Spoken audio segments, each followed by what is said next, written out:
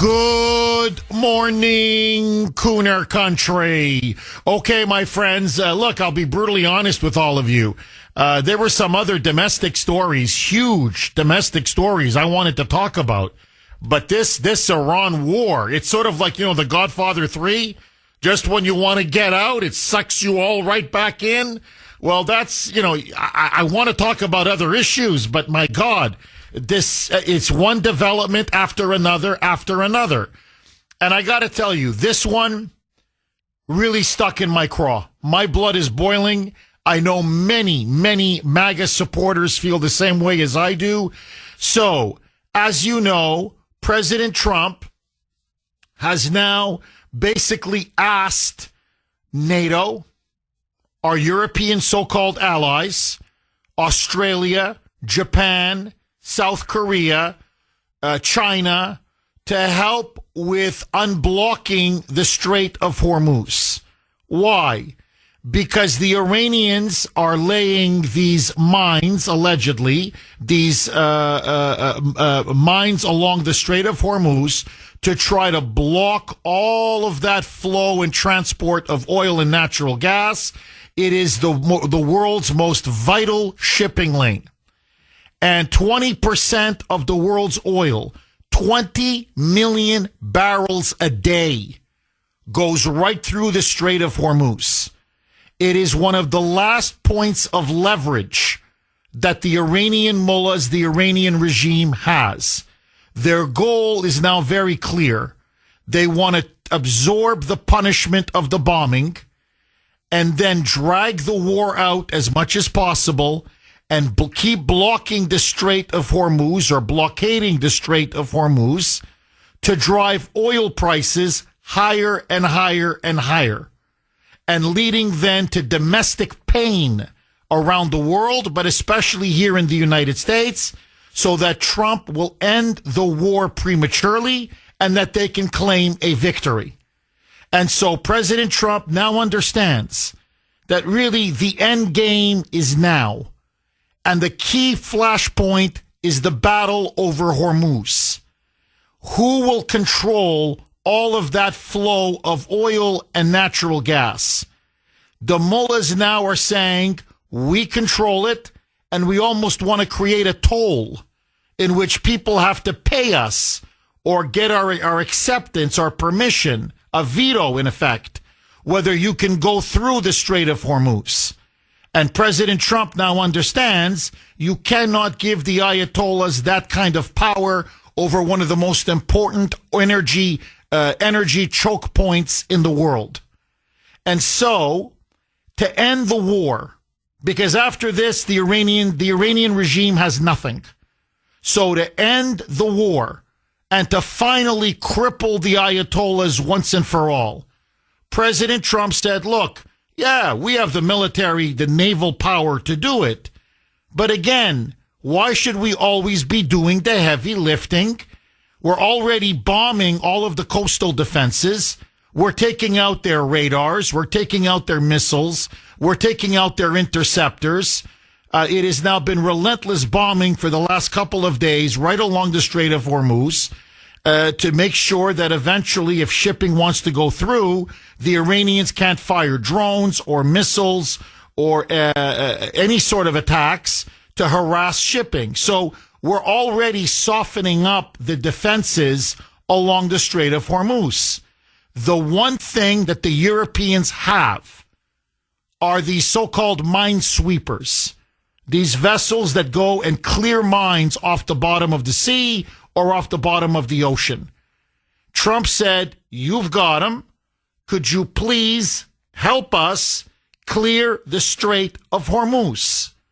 Now, furthermore, and this is extremely important, less than 1% of all that oil that goes through the Strait of Hormuz, most of it, as I said, from Saudi Arabia, Kuwait, United Arab Emirates, Qatar, Bahrain, Oman, these Persian Gulf nations, most of that oil goes to Asia, some of it to Europe.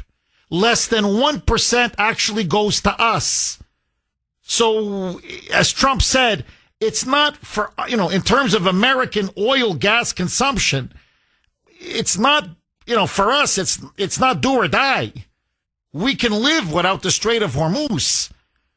What it's really doing, it's benefiting Japan, which gets almost all of its oil through the Strait of Hormuz, Australia, which gets a considerable amount of its oil from the Strait of Hormuz, and of course China, which gets practically almost all that, and Russia, it gets most of its oil from the Strait of Hormuz. And Europe does get some. They get a substantial bit, not as much as Asia, but still, it is the Asian countries, it is the European countries, it is the NATO countries that benefit the most if we were to unblock the Strait of Hormuz. So as Trump said, number one, you would be helping us and we would appreciate it. And number two, ultimately, it's benefiting you. It's not benefiting us. It's benefiting you.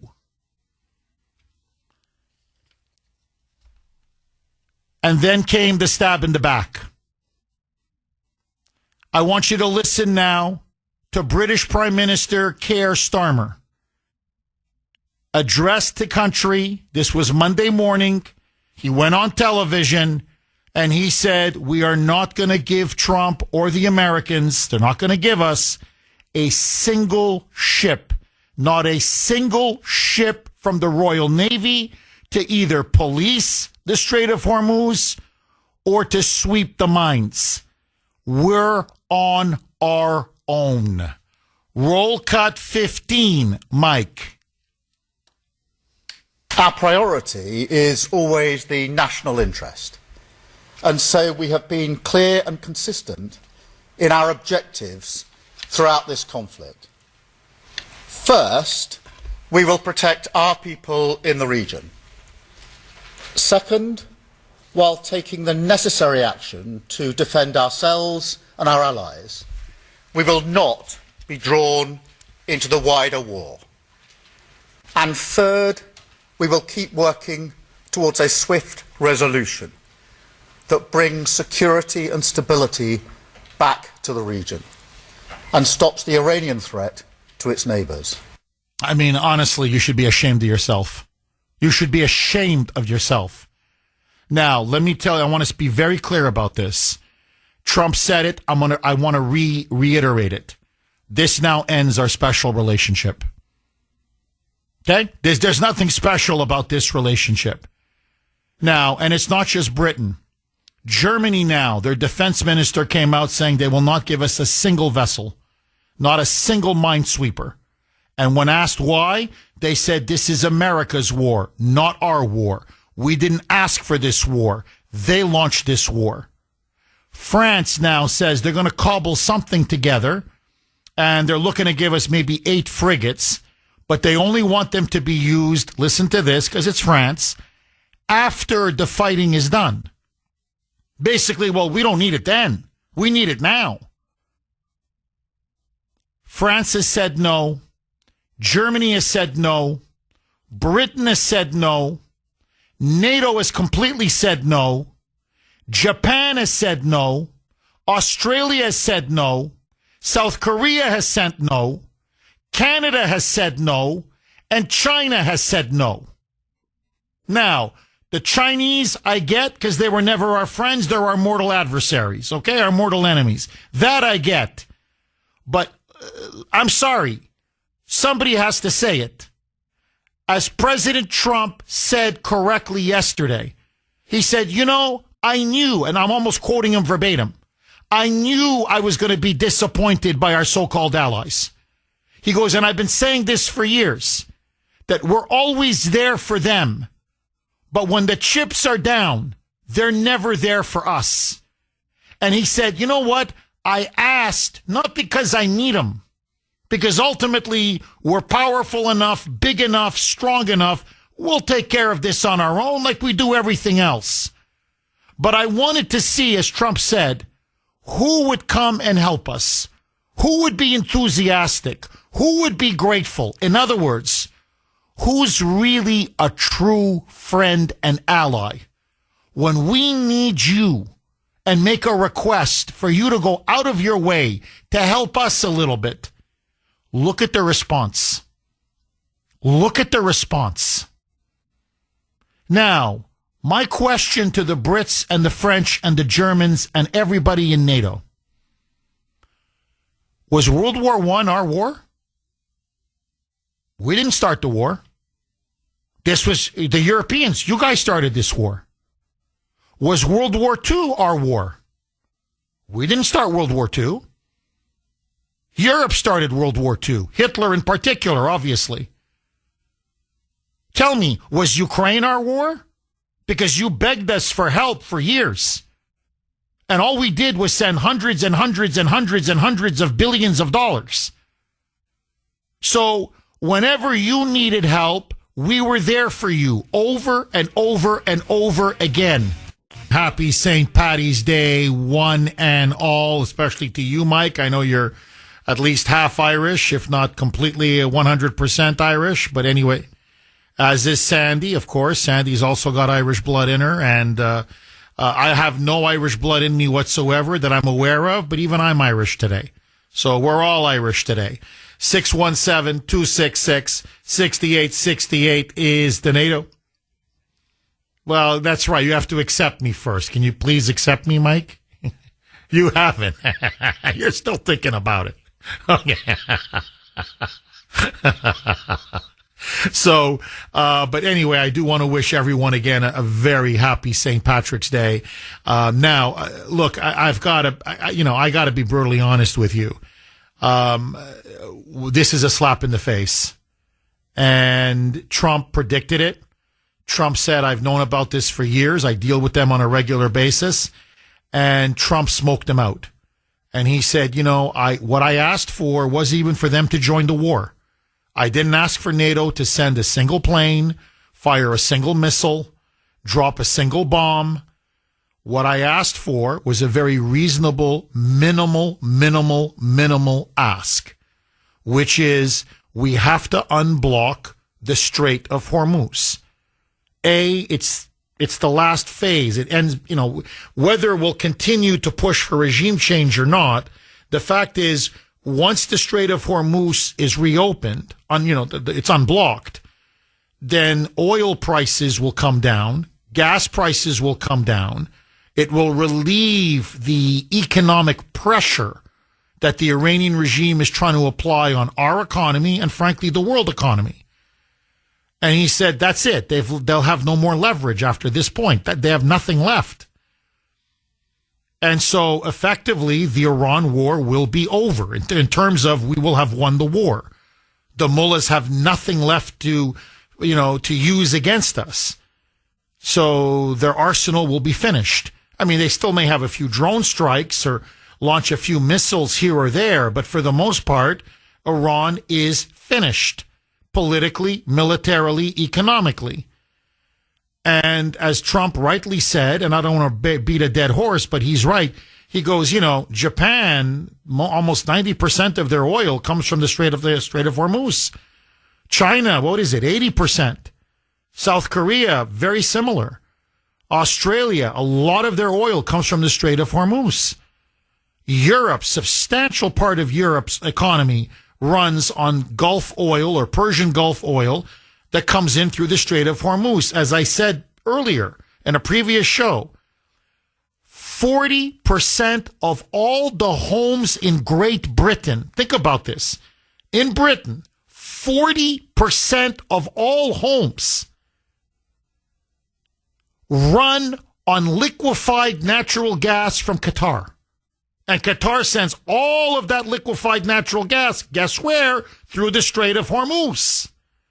So Trump's point is, guys, I'm not asking you to, send a sailor or a troop to die or fire a bomb or a missile. I'm not asking you to get involved militarily.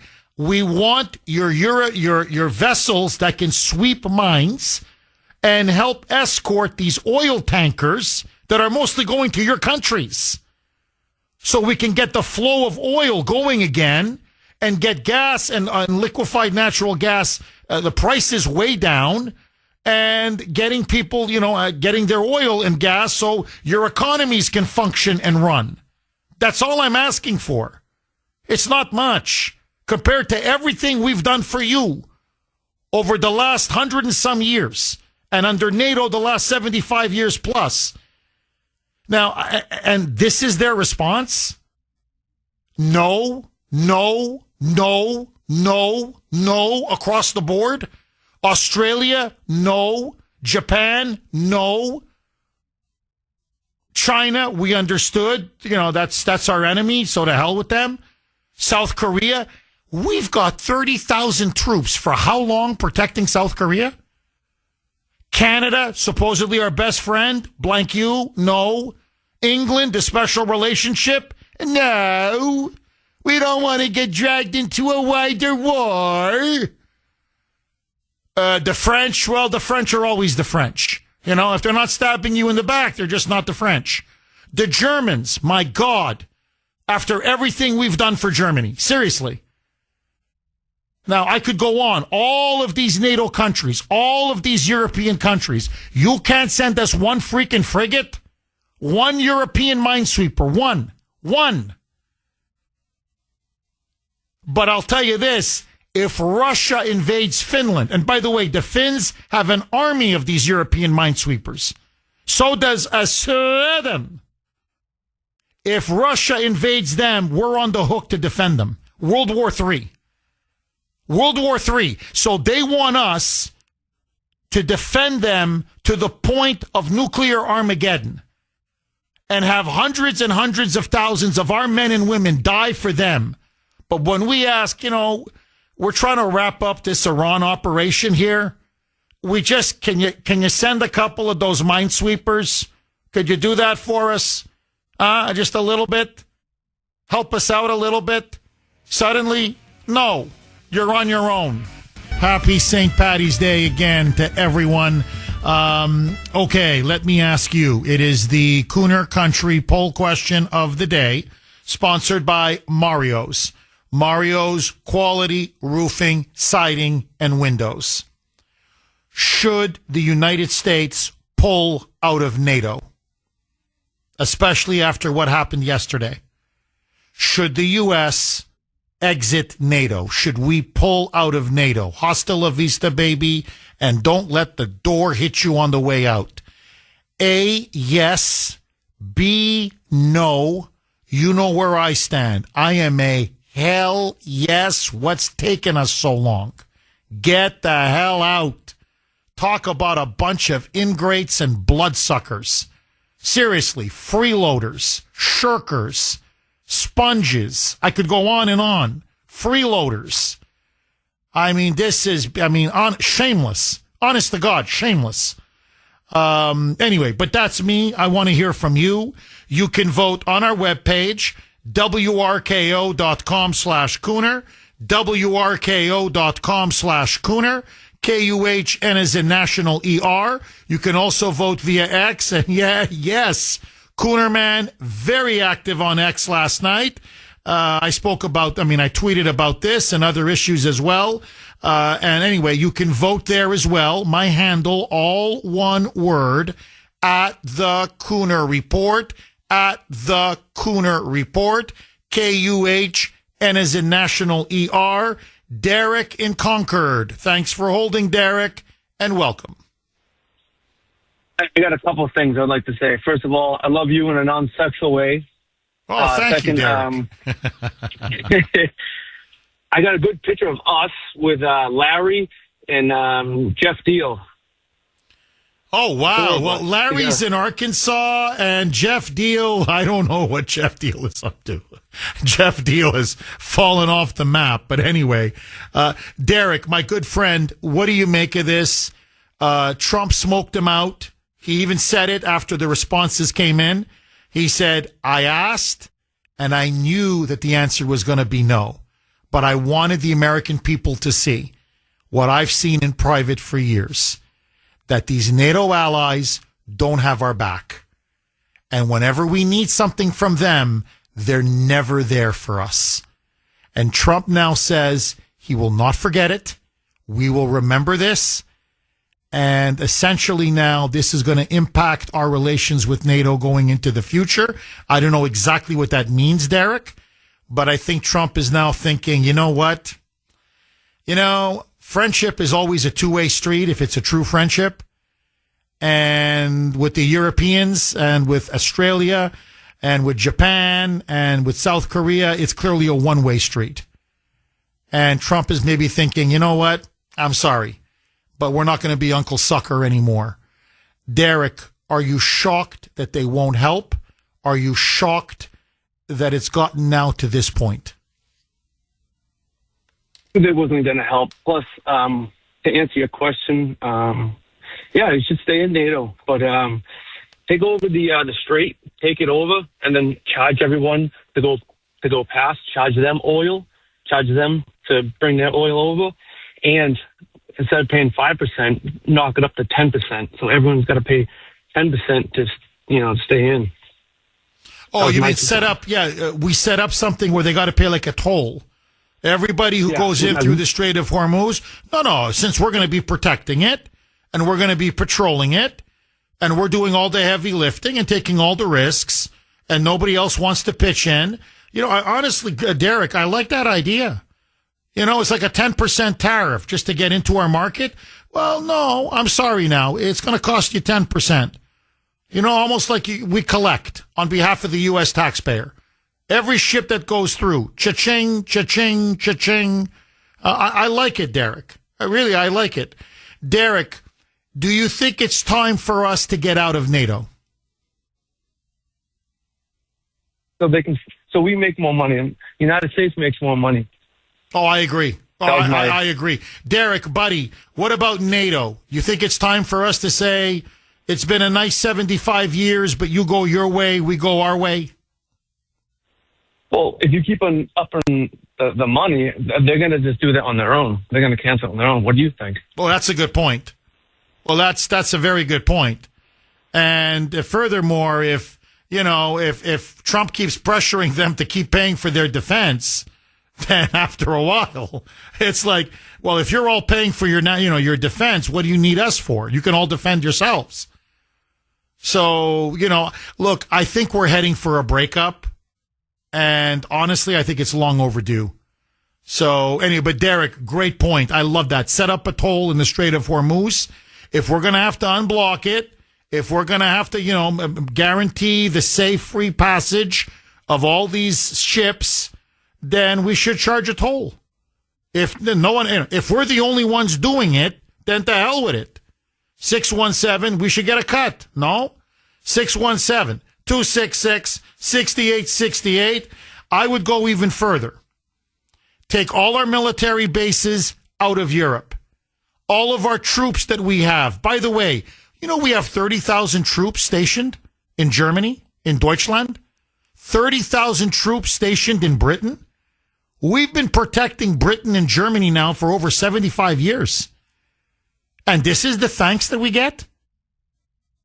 And by the way, we spend billions and billions on those bases. It helps their local economies tremendously.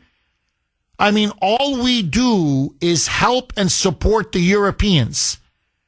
And when we ask for a few freaking frigates, a couple of minesweepers, maybe a warship or two, like with the British, the Royal Navy, to patrol the Strait of Hormuz, I swear, all of a sudden, it's not our war. It's your war. Or, we don't want to get dragged into a wider war. Oh, no. That's okay. That's okay. That should be our answer now going into the future. Russia, Ukraine, we don't want to get dragged into a wider war. Like, I don't care. Whatever now happens on the continent, you know what? It's not our war. So you guys, you handle it. Because when we needed crumbs off the table from you, the bare minimum from you, you guys gave us the middle finger. And by the way, the Australians should be ashamed of themselves. Not the people. I'm talking about the government. Those losers, you couldn't pony up anything. You stabbed us in the back. You would all be speaking Japanese in Australia if it wasn't for us. The Japanese were gunning for Australia. How many men died to keep Australia free? Look what we did to Japan. We could have kept you in rubble. We rebuilt Japan. And this is the thanks we get? We rebuilt Germany. This is the thanks that we get? We saved Europe. You would all be speaking either German or Russian now if it wasn't for us. I'm sorry. I just have to call it as I see it. And no, a couple of minesweepers? That's too much for you now? Okay. No. It's fine. I get it. NATO for you is one big blood-sucking operation. Okay? And I'm sorry. In a way, we have to blame ourselves. Because we keep saying allies. What do they ever do for us? Like, I'm challenging anybody in the audience. What do the Europeans, what does NATO actually concretely do for us? It seems to me we do everything for them. Everything. 75 years plus, we have protected Europe and their NATO allies at immense cost, at immense sacrifice. And now we can end the war in Iran? Okay, huge breaking news. I don't want it to distract from our discussion, but it is a massive victory if it's true. If it's still true, it has not been 100% confirmed yet. But Israel is claiming that in a missile strike that they have taken out and killed Iran's top national security official, Ali Larijani. Now, if this is true, Israel says it is still unconfirmed, although more and more media outlets are saying it's true. But again, I don't want to jump the gun. But if this is true, this is a massive blow to the regime. This is equivalent to taking out General Soleimani when Trump took him out in his first term.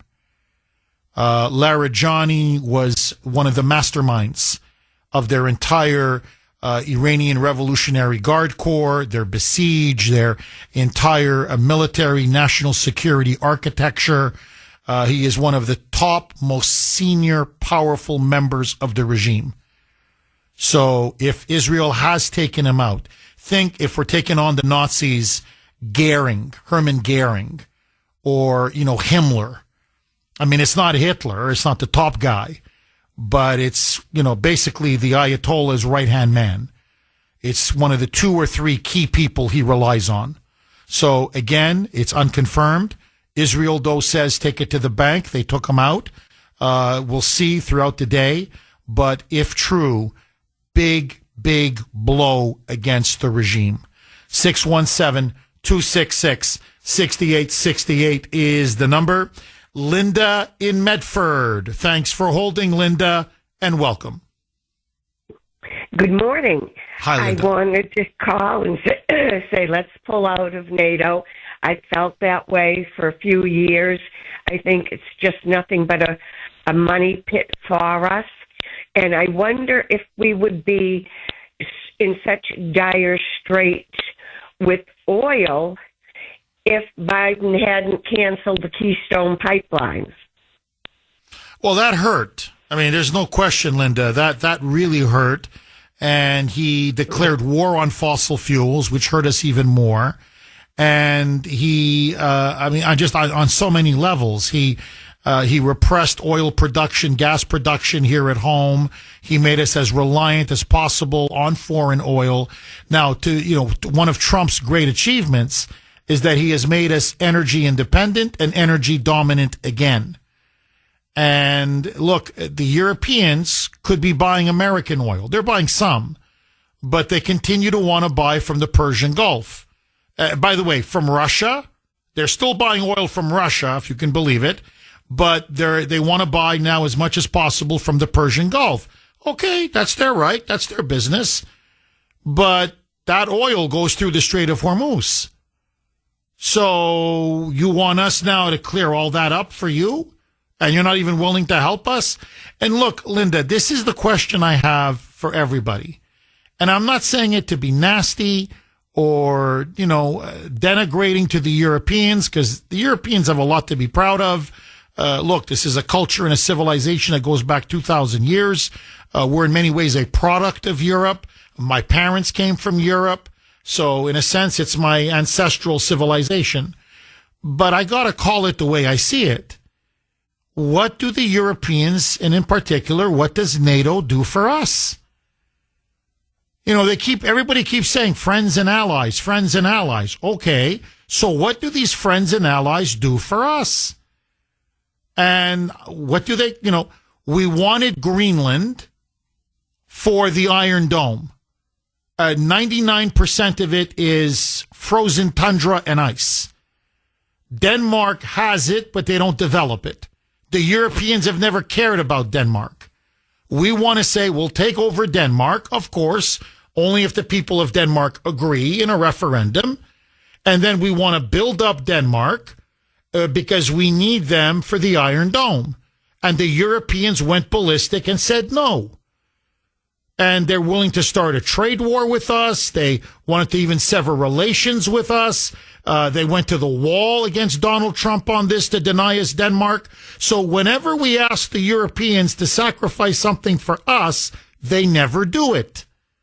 Yet we're always sacrificing for them over and over and over and over. So, no, I'm sorry. They're a bunch of ingrates. And, again, Trump said this many years ago, and he's completely right. Germany is one of the richest countries in the world. Italy, France, England, Denmark, Norway. I could run down the whole list. Sweden, Finland. These are very wealthy first world countries. You mean to tell me you don't have the money to defend yourselves? Why do we got to spend our money to defend you? So you guys can keep paying for your lavish welfare states. So, no, you don't want to spend money on defense. You want to ride our back. But at least if you're going to ride our back, once in a while, when we ask you to help out a little bit, it's like having 2 kids or 3, 4 kids living at home, and they're in their 30s and 40s. And you're like, really, Junior, I think you should go out on your own now, get a job and, pay rent or get a mortgage or whatever. But if you're going to live in the basement all the time off of mommy and daddy's money, could you help with the groceries once in a while? I don't know. When I come home, could you go to the car and say, Dad, let me bring the groceries in? Or maybe help mommy unset the table, okay? Or, do the dishes. Could you guys at least pitch in? Just pitch in. That's literally what we're asking the Europeans now. We've done so much for you for so long. Could you give us a couple of European minesweepers? These vessels that the Europeans have? Could you help clear the Strait of Hormuz? Maybe send a warship or 2 to help us escort these cargo and these oil tankers? Just a little. Do the dishes. I don't know. Help bring in the groceries. They won't even do that. I'm telling you, they won't even do that. Out. That's if you had children, 35 years old, living into your basement, and they're like, nah, Dad, nah, I'm good. Nah, I'm going to continue to watch TV. No, Dad, no, I'm getting stoned and I'm watching TV. No, I'm not going to go and bring up the bags of groceries, Dad. Nah, Mom, I'm not going to do the dishes. I'm going to go to my room and listen to music. What would you say? Get out. You're a freeloader. I'm sorry. What am I, a chump? Like, do something. Help, even in family. I'm sorry. It's a two-way street. So why do we keep doing this? Why do we allow ourselves to be exploited and used like this? And a war is coming in Europe. There's always something going on in Europe. Ukraine, Russia is Exhibit A, but there's going to be more. And when it happens, who's going to have to bail them out? Us. Who's going to have to spend a fortune? Us. Who's going to have to send troops and do the fighting and the dying? Us. Why? Why? And on top of all of that, we're $40 trillion in the hole. We have a massive invasion of illegal immigrants in our own country. Like, we've got so many domestic problems here. So we're going to put ourselves on the hook for a collection of countries that has been riding our back, and we have been protecting them for over 75 years. And as Trump rightly said, he said, watch, I'm going to ask for just a little bit of help. And he said, my prediction, no one will come. Like, in other words, wake up. Wake up. Stop being Uncle Sucker and have some self-respect. And no, the freeloading now is over. It's over. Linda, thank you very much for that call. I really appreciate it. And I mean everyone, okay? Everyone. I'm upset with the Canadians, my former homeland, okay? That to me is a shameful, disgusting liberal government up there. And by the way, Carney wants in on the Iron Dome. I want you to know that, the Prime Minister. So he doesn't want us to acquire Denmark so we can, have a proper Iron Dome. But no. He wants to be anti-American, but he wants the benefits of the American security umbrella. You phony, you fraud, you leech, you little parasite. So what have the Canadians ever done for us? Seriously. All we do is protect them. That's all we do. What do we get? Nothing. Australians, ditto. Japan, how many troops we have in Okinawa? What's preventing Japan from speaking Chinese? It's us. South Korea would have been run over decades ago. We've got 29,000 troops right there guarding them. These guys can't send a frigate. They can't send a couple of minesweepers after all the money we've poured into South Korea and how many Americans died to keep South Korea free. I'm sorry. The answer is F off. I'd be like stunned. I don't know how Trump keeps his cool. I'd be like, let me get this straight. Whatever you think of the war, hey, look, we thought for World War I was a stupid idea. We stayed out of it for a good part of it. We thought, you guys are slaughtering each other over what? And we warned you after World War I. We said, no, you didn't settle anything. You guys so messed up the peace. You're going to be back at each other's throats. 20 years later, there they are. Now, we didn't appease Hitler. You guys appeased Hitler. You guys knew what you were doing, according to you. No, it ends up being another world war. And Hitler's running all over you guys.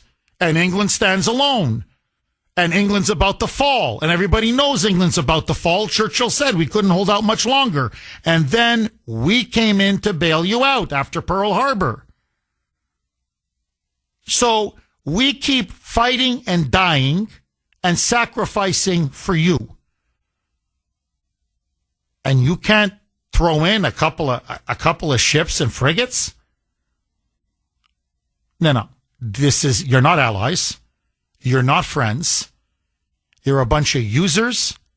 You're a bunch of ingrates. And you're a bunch of backstabbers. That's what you are. That's what you are. So, okay, as the German defense minister said, it's not our war. Okay, we'll take care of this. We'll take care of it. But that's it. Next time you call, our answer should be, it's not our war. Here, on Ukraine, right now, it's not our war. Don't sell them another missile. Don't send them any more aid. Don't sell them any more interceptors. No, it's your war. It's not our war. You deal with Vladimir Putin. We're done. We're done. 617-266-6868. Agree, disagree. Jim in New Hampshire. Thanks for holding, Jim, and welcome. Hey, Jeff, how you doing? Good. How are you, Jim? I'm good. So the NATO thing, I have a couple comments, and I can just address that. So I think that personally, I think NATO should have been disbanded after the Cold War. The whole purpose of NATO was to kind of be a blockade to Russia.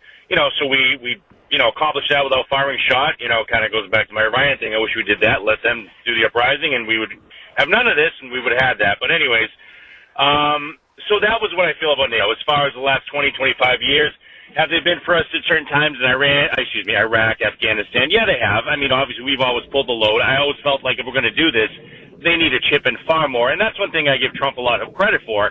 He made them realize that, no, you have to chip in more, and yes, you should be responsible for a lot of your own defenses. So I have a weird feeling on NATO. I mean, now, I thought it should have ended then, but we have it now. Here we are. And one thing about the current situation, them not backing us in Iran, I don't actually want their support. I personally think it looks bad. I think if we're the strongest military in the history of the world, if we can't control a 3-mile strip of land in Iran, and we have Israel on our side in this too, is the biggest military force in that region, that's embarrassing. I don't want to ask their help. I think it's bad to ask for their help, and for them not to help, honestly. If it's part of the escalation ladder, which I've always been afraid of, I'd rather them not help. And if it did escalate by them helping, by sending a couple mine ships, again, my whole thing with this war, I'm really against it. I want us out of it. I don't want it escalated. I don't see any good coming out of it. I think we have two options, and we're going to see them. It's either going to be ground troops, because that's really the next step, or, people have mentioned tactical nukes being used by Israel in that region. That's what happens when people get desperate. Will it happen? I don't know. Is it a possibility? Yes. And the fact that any of these things are a possibility is not where I want to be at.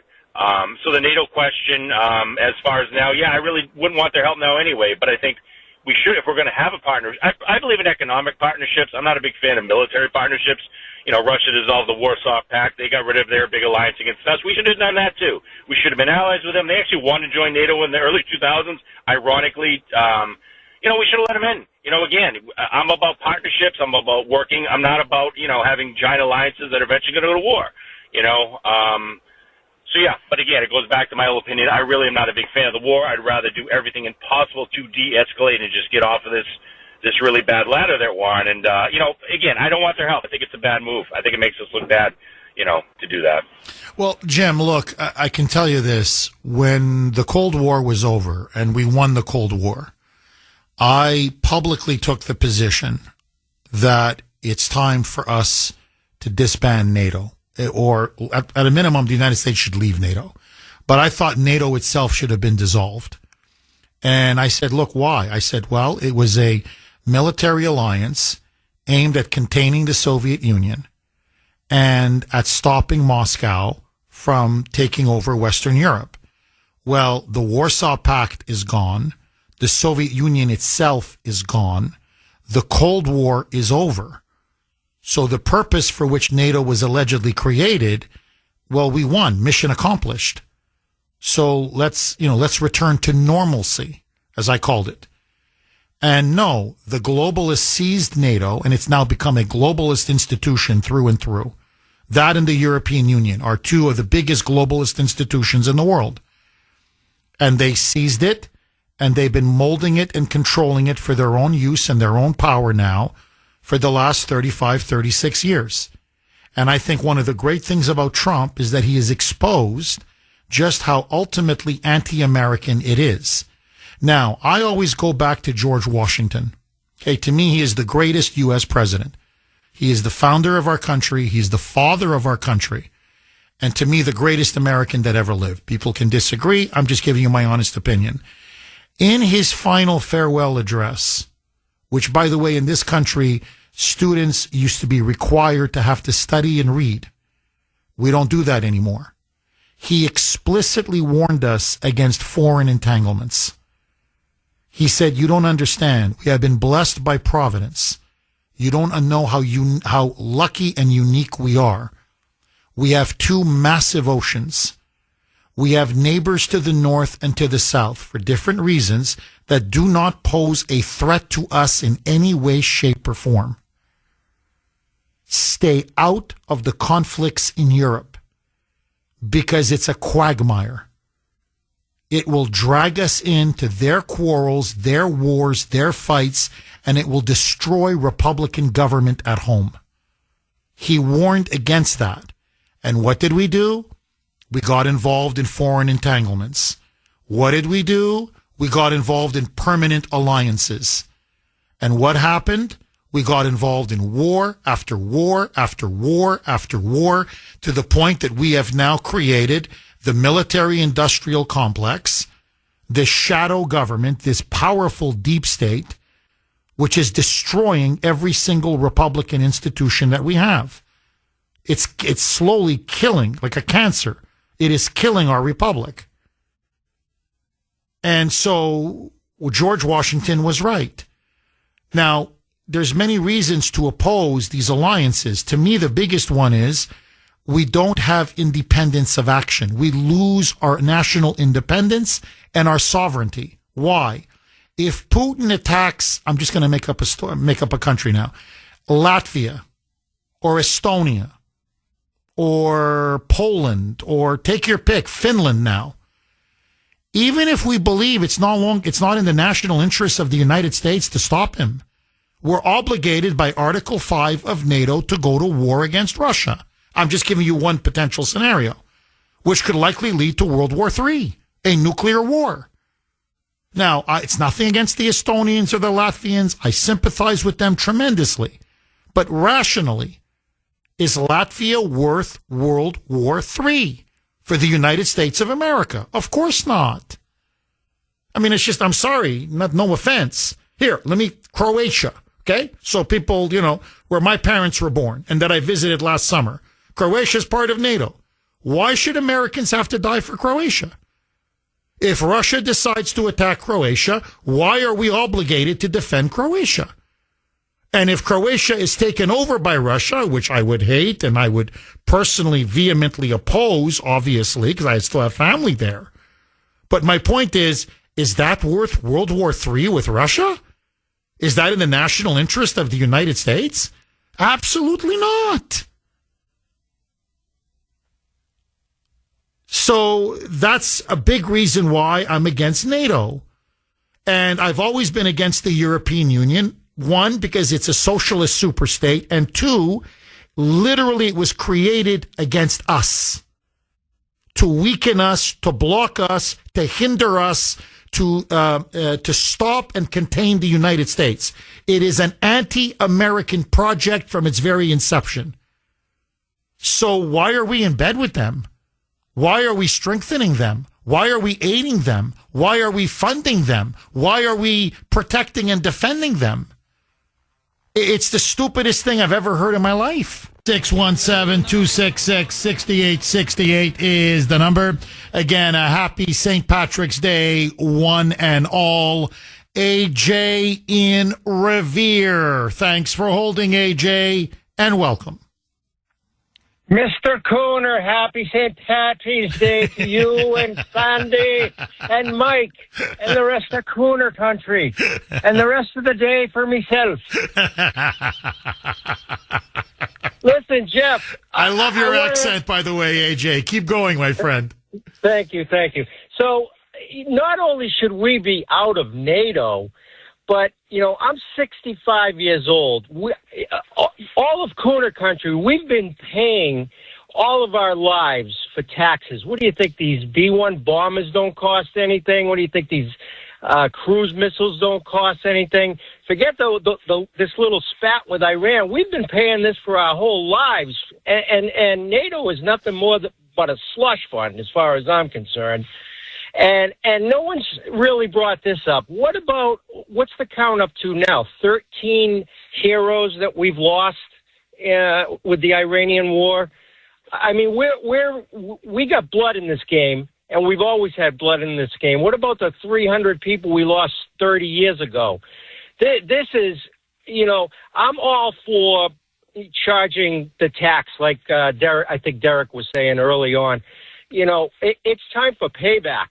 And if we're going to be the world police, then other people got to start paying their bills, as far as I'm concerned.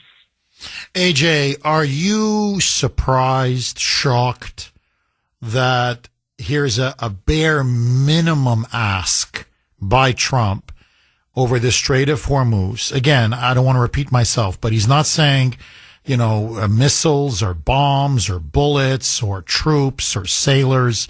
He's saying, look, just help sweep with the minesweepers, clear the mines off the Strait of Hormuz. Most of the oil is going to you, not to us.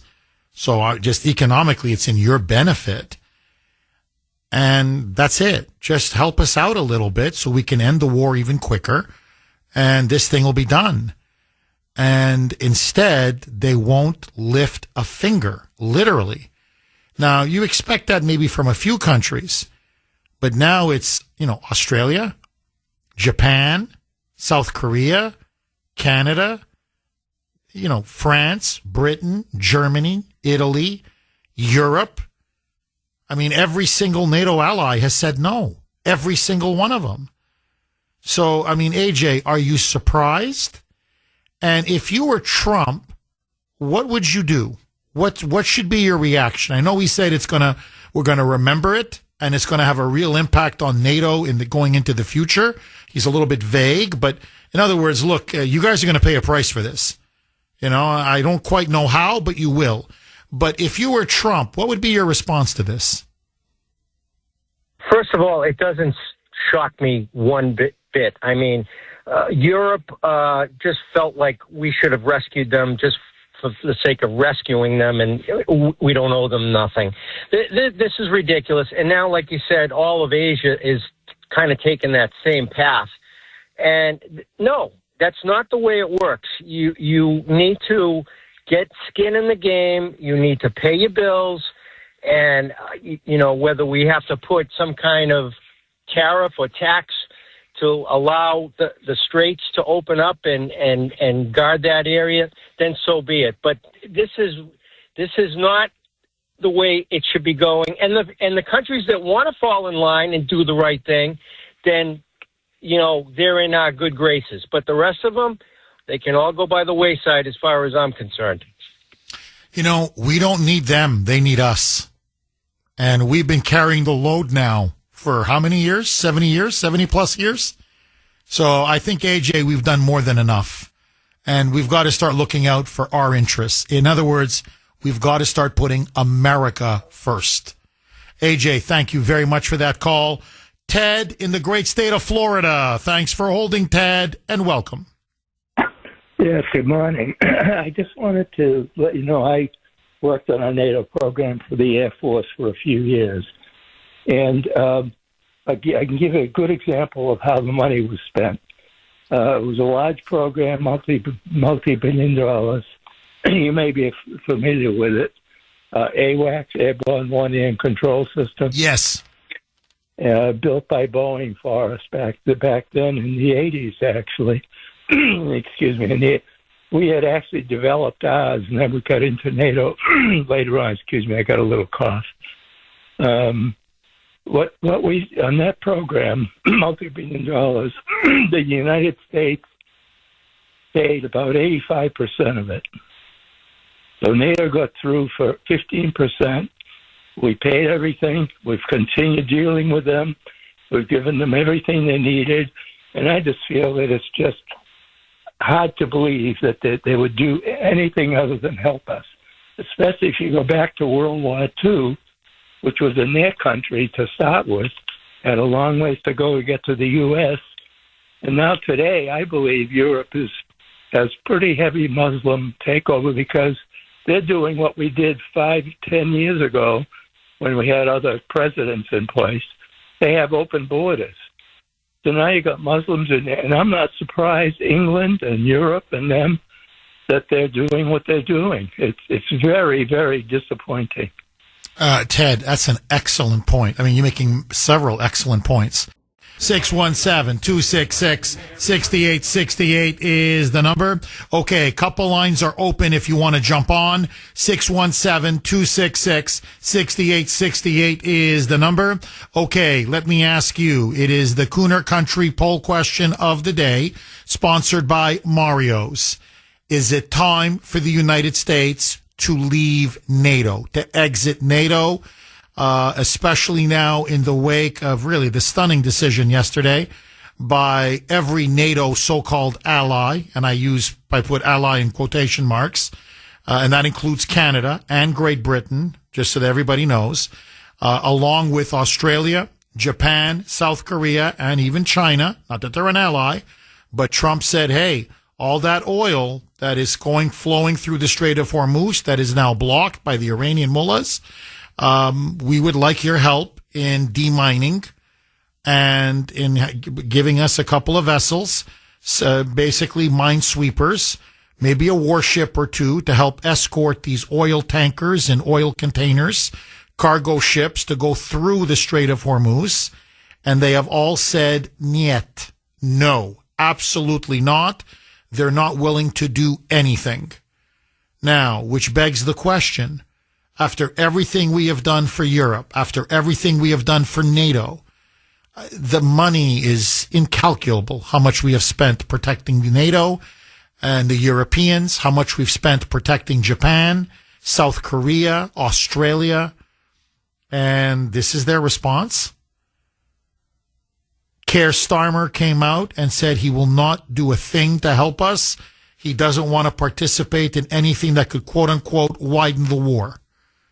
So Trump now says, what's special about our special relationship? When you need us, we're there for you. When we need you, you're stabbing us in the back. And so let me ask you a couple of things. Is the special relationship with Britain over? Have we been played for fools by NATO going back many decades, whereby they keep taking our money, our protection, our technology, our missiles, our bases, our men and women, and yet when we need something from them, they're nowhere to be seen? And furthermore, let me broaden it even more, because I mentioned that the EU and NATO are globalist institutions, which they are, both of them obviously designed to contain and in many ways weaken and undermine the United States. Is it time for the United States to pull out of the United Nations?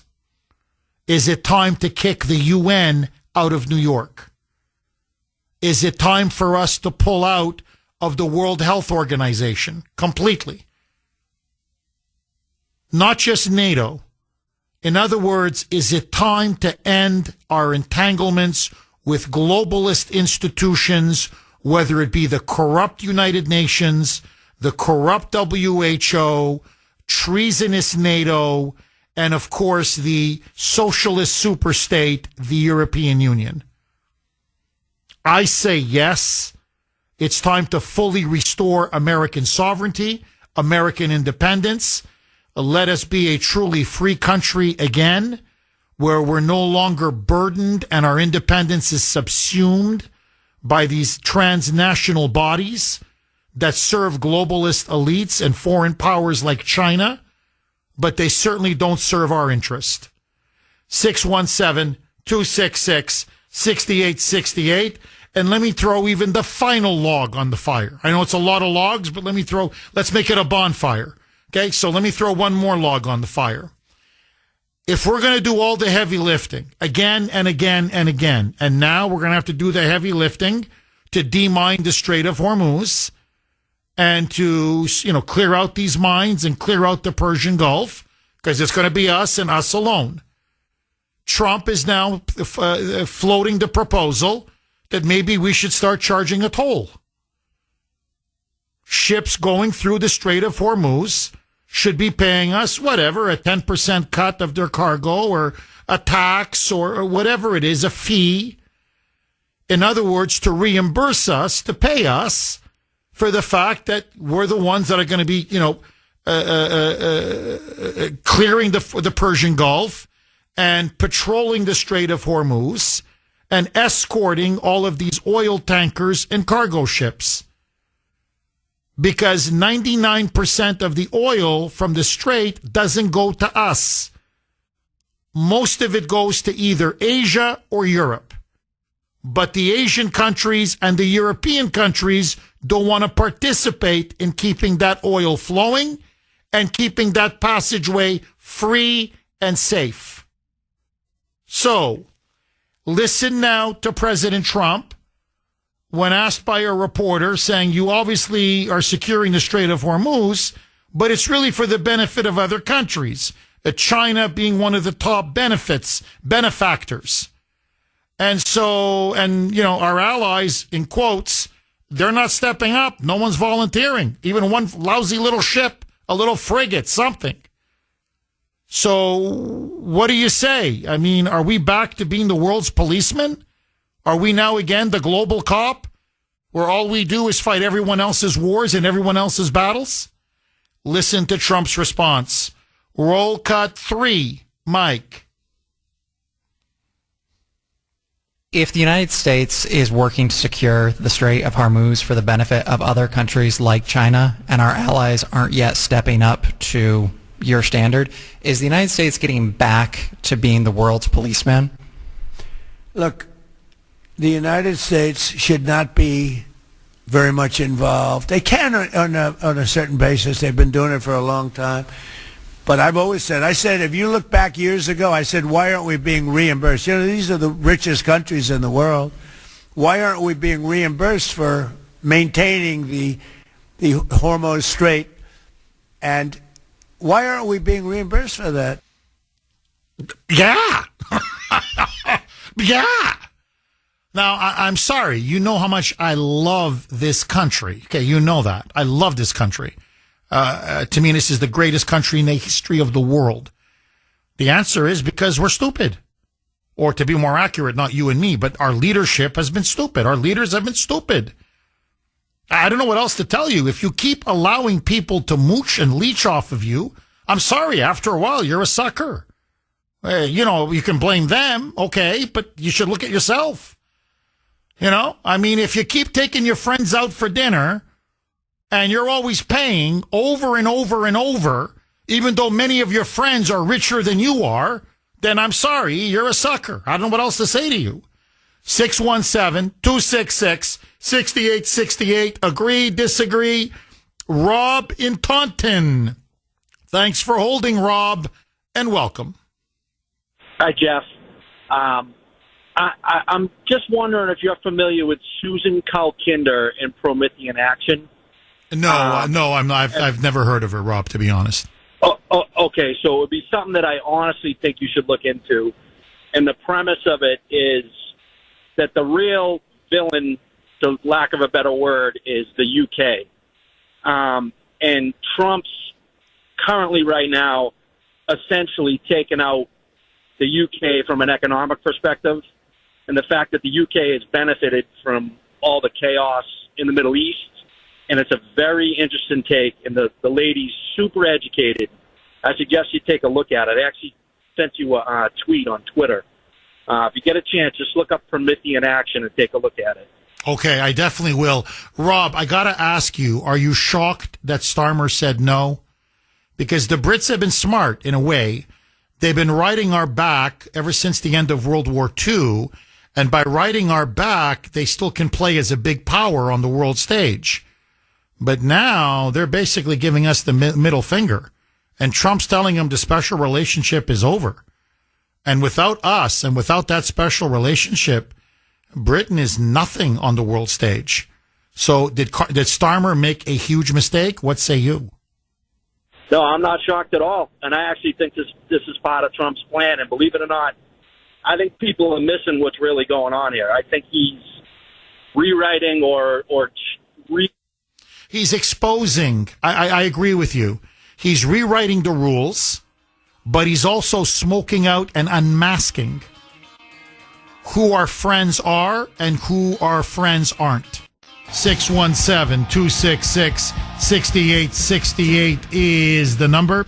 You can also text the Kuhner Man, 70470. 70470. And as always, you can message the Kuhner Man. This is Mark on Messenger. Jeff, I believe it's time to pull out of NATO. The United States has carried NATO since its existence. That is 1,000% true, by the way, Mark. when there's a conflict somewhere involving a NATO country, who is the first country they call for help? The USA. Who has paid the most into NATO? The USA. It almost feels like NATO was created to mooch off of the United States. Well, Jeff, I say not anymore. It's time for the United States to tell NATO, you're on your own. We are out. Amen, brother. Paul in New Hampshire. Thanks for holding, Paul, and welcome.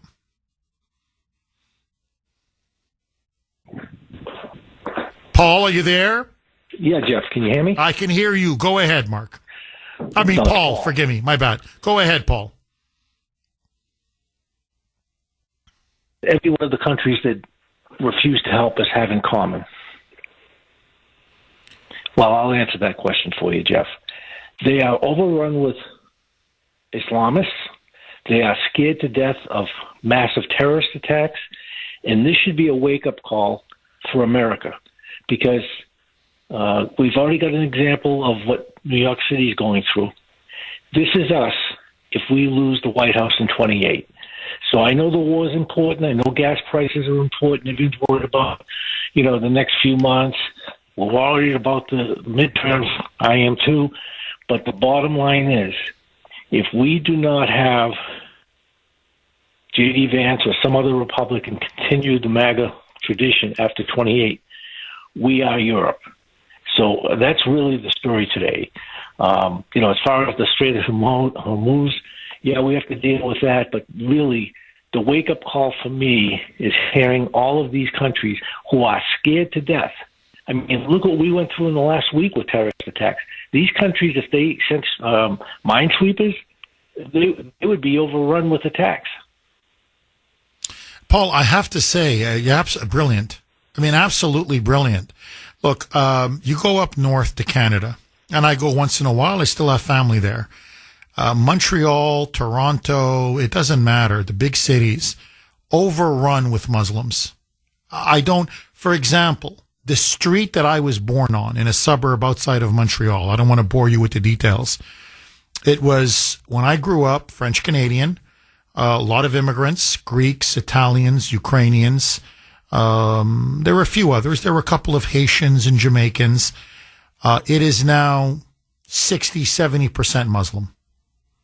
Massive high-rise apartment buildings. Basically public housing, low-cost apartments.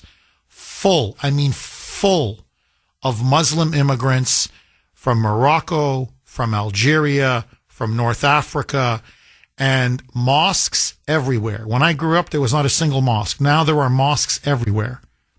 I went to the local mall. Okay, this was maybe, a year and a half ago when my dad died and I had to, bury my father. So I had to spend a few weeks there. And I went to the local mall that I grew up at. Used to go to the movies there. There was a nice food court. 90% Muslim. I sit down. My son was with me. Everyone is talking Arabic. Everybody. They're not talking French. It's French or English, or some people used to speak English. It was overwhelmingly Arabic. The women are covered from head to toe. Hijab minimum, some of them wearing a burqa. The men talk like the men from the Middle East. They're like 2 inches from each other's lips. And they're yelling and screaming and shouting and, with their hands, they're gesturing. And everything is segregated, voluntarily segregated. The women are all with the women. The men are all with the men. I'm telling you, and when Grace called me, I was having a sandwich. Ashton was with me. I said, I really feel like I'm in Beirut or in Damascus or in Tehran or in Cairo. I'm in the Middle East. I mean, I'm in the suburb that I was born and raised in. But I'm telling you, I'm in the Middle East. Now, Canada is going to have a jihad on its hands if they support President Trump and just sweep the mines. Forget firing a missile or a bomb or something. Just sweeping the mines, they have a jihad. Australia is overrun now with Muslim migrants. You know, the old Aussies that would love to go in there and, you know, they joined us in World War I. They joined us in World War II. The Aussies were always ready for a good fight. Those days are long gone, man. They've got a massive fifth column. And they know they're going to have shooting after shooting, massacre after massacre, if they join us in any way, shape, or form. England, as far as I'm concerned, has fallen. You look at what the images now coming. I don't know if you saw this. This was 3-4 days ago, where Keir Starmer spoke in front of a massive Muslim crowd. And he literally was bowing to them, like physically bowing to them, because he knows the Labour Party without the Muslim vote is finished. Finished. France, much of France, Paris, no-go zones. No-go zones. I mean, they're blocking streets in downtown Paris when they pray. You know, they pray 6 times a day. The mosque is so full that they're praying on the streets, blocking traffic. Now, Italy is not much better. Berlin, Germany is horrible. It is overrun with Muslims. Western Europe is overrun with Muslims. So the question we have to ask ourselves is, do we want to even have an official military alliance and military commitment, security commitment, to countries now that are effectively becoming Islamicized? What are we defending? Like, seriously, what are we defending? Our own destruction? Our own suicide? Now, one last point, and I want to go back to you, Paul. Today is St. Patrick's Day, as everybody knows. And again, happy St. Patty's Day to everybody. When I say Irish in Ireland, okay, when I just say Ireland, the Irish, St. Patty's Day, what do you think? Okay, honestly. Well, you think leprechaun, you think the shamrock, you think maybe a couple of pints of Guinness, especially on St. Patty's Day, right? And you think the Irish. And when you think Irish, what do you think? You know, ethnically Irish. Well, you think red hair, right? Freckles maybe, very white skin. I know many of them have black hair as well, but right, that's the look of, you know, someone who's Irish. Those days are long gone. You're living in like 20 years ago. You're gone. Now, I want to stress this to you. Ireland has an indigenous civilization that goes back 6,000 to 7,000 years. The Irish were in Ireland for 7,000 years. England, same thing. 7,000 years. The English were in England. Okay? So people talk about Egypt having an ancient culture, Persia having an ancient culture. You don't get more ancient or more indigenous than the Irish. Okay, I'm just stating a fact.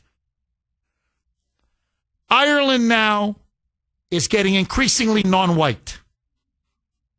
They have let in so many migrants. Don't take my word for it. Go to downtown Dublin. It is, you're looking around and you're like, am I in Ireland or am I in Africa? There are so many third world migrants that now there are stories coming out that in many Irish classrooms, there are either no Irish kids, meaning no white kids, or one. One. You're talking 30, 35, 40 students in a class. Maybe one is white, i.e. Irish. Okay, ethnically Irish. And they just keep letting them in and letting them in and letting them in. And now they're letting in Muslims in massive numbers. So churches in Ireland, the cradle of Irish culture and Irish civilization was the Catholic Church, i.e. that's why they celebrate St. Patrick's Day. He brought Christianity and Catholicism to the Irish. Those days are over. There are mosques everywhere, not just in Dublin, all over Ireland. And to show you how bad it is, okay, just the day before the biggest national holiday in Ireland, this was yesterday, the president of Ireland, look it up, please, don't take my word for it, okay? A white leftist woman, she's a feminist, a far leftist, Catherine Connolly delivered an address to the country, here is what she said to the Irish people. That St. Patrick spirit is embodied no longer by the Irish, no, but by the migrants and especially the Muslim migrants. That the real Irish in Ireland are the Muslim migrants that are pouring in from Africa and the Middle East. And that, according to her, it is the goal and duty of every Irish person to, quote, stand in solidarity with the migrants. Or else you're not honoring St. Patrick's Day and St. Patrick himself. And on top of that, that they've made immense contributions to Ireland. In fact, sort of like what they say about illegals here, that they have done more for Ireland than the Irish people themselves have. So basically, they're better than the Irish. And then she closes with, listen to this, that it is now her goal to add more of these migrants. We should welcome more. They should continue to come. She wants more of them to come. She's calling for, in essence, that Ireland now become a non-Irish, non-white, third world nation. And basically, let's get it done in 10 years. One more generation, and the Irish will be a minority in their own country. And basically become not a Catholic country, but basically an Islamic country. Now, I pointed this out on X last night. A lot of people were not happy with the Kuhner man because they don't like the truth. But it is the truth. And so, I'm telling you, Michael Collins is rolling in his grave. Eamon de Valera is rolling in his grave. St. Patrick from on high in heaven is looking down with absolute shocked disbelief. All of the sacrifices that Irish patriots made over hundreds and hundreds of years to gain their independence, and you just fritter it away like this? And I'm sorry, I have to call it the way I see it. And you know me, I'm an Irish nationalist to the core. 26 counties down, 6 to go. Okay? You know my position on this. But I'm telling you, what the Irish are now doing to themselves, to be more accurate, what the globalists in Dublin and in Ireland are doing to the Irish is worse than anything the British Empire ever did to Ireland. Because they've been there, the Brits were there maybe for half a millennium, but the Irish still stood. This is pure replacement. The Irish are going to be gone. Ireland will no longer be Irish. Give them 10 more years. It's over. They're going to be just like Britain, just like France, just like Germany. This is national suicide. And what you're seeing in Europe is civilizational suicide. Now, that is the great issue of our time. And they can't deal with it. They can't argue it. They can't debate it. They can't refute it because it's true. So all the left can do is censor and cancel you and call you far right or a Nazi or whatever. But the fact of the matter is, if the Irish people, ethnically Irish, become a minority in Ireland, and pretty soon a more and more and more of a minority, how is Ireland and how is it Irish? It's not. How is Britain British? How is France French? How is Germany German? How is Spain Spanish? How is Italy Italian? So what the West has built over 2,000 years is being undone and overturned in less than 20 years by their insane, fanatical, treasonous elites. And I'm the radical, according to these little moonbats. I'm the extremist. Not them. I'm the extremist. Now, we have Donald Trump, and God willing, we'll have J.D. Vance in 2028. But do we want to go down that road? Is this what we want for the United States of America? Because if America goes down, let's be very clear, the free world goes down. Western civilization itself goes down. And we will be entering a new dark age.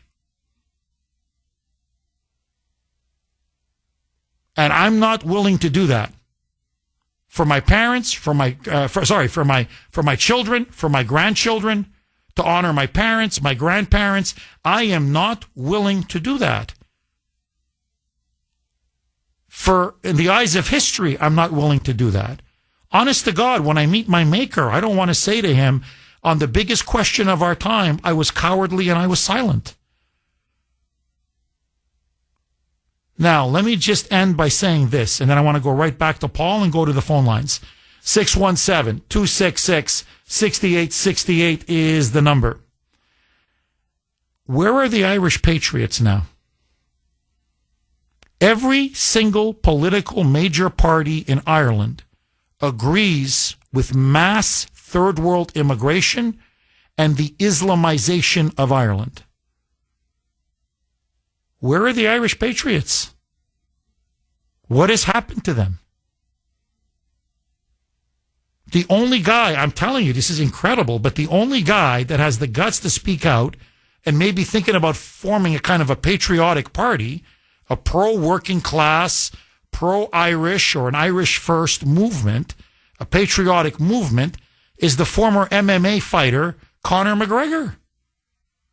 He's the only guy. A fighter. Okay, a mixed martial artist. He's the only guy. And he openly says, he goes, I come back to my home country after I train or I fight, and every time I come back, I recognize it less and less and less and less. And they're denouncing him, by the way, and he should be a national hero because he was one of the greatest MMA fighters that ever lived. Pound for pound, one of the greatest. Okay? And by the way, a great showman. I mean, in some ways, he was truly Irish. Great showman. Just the gift of the gab.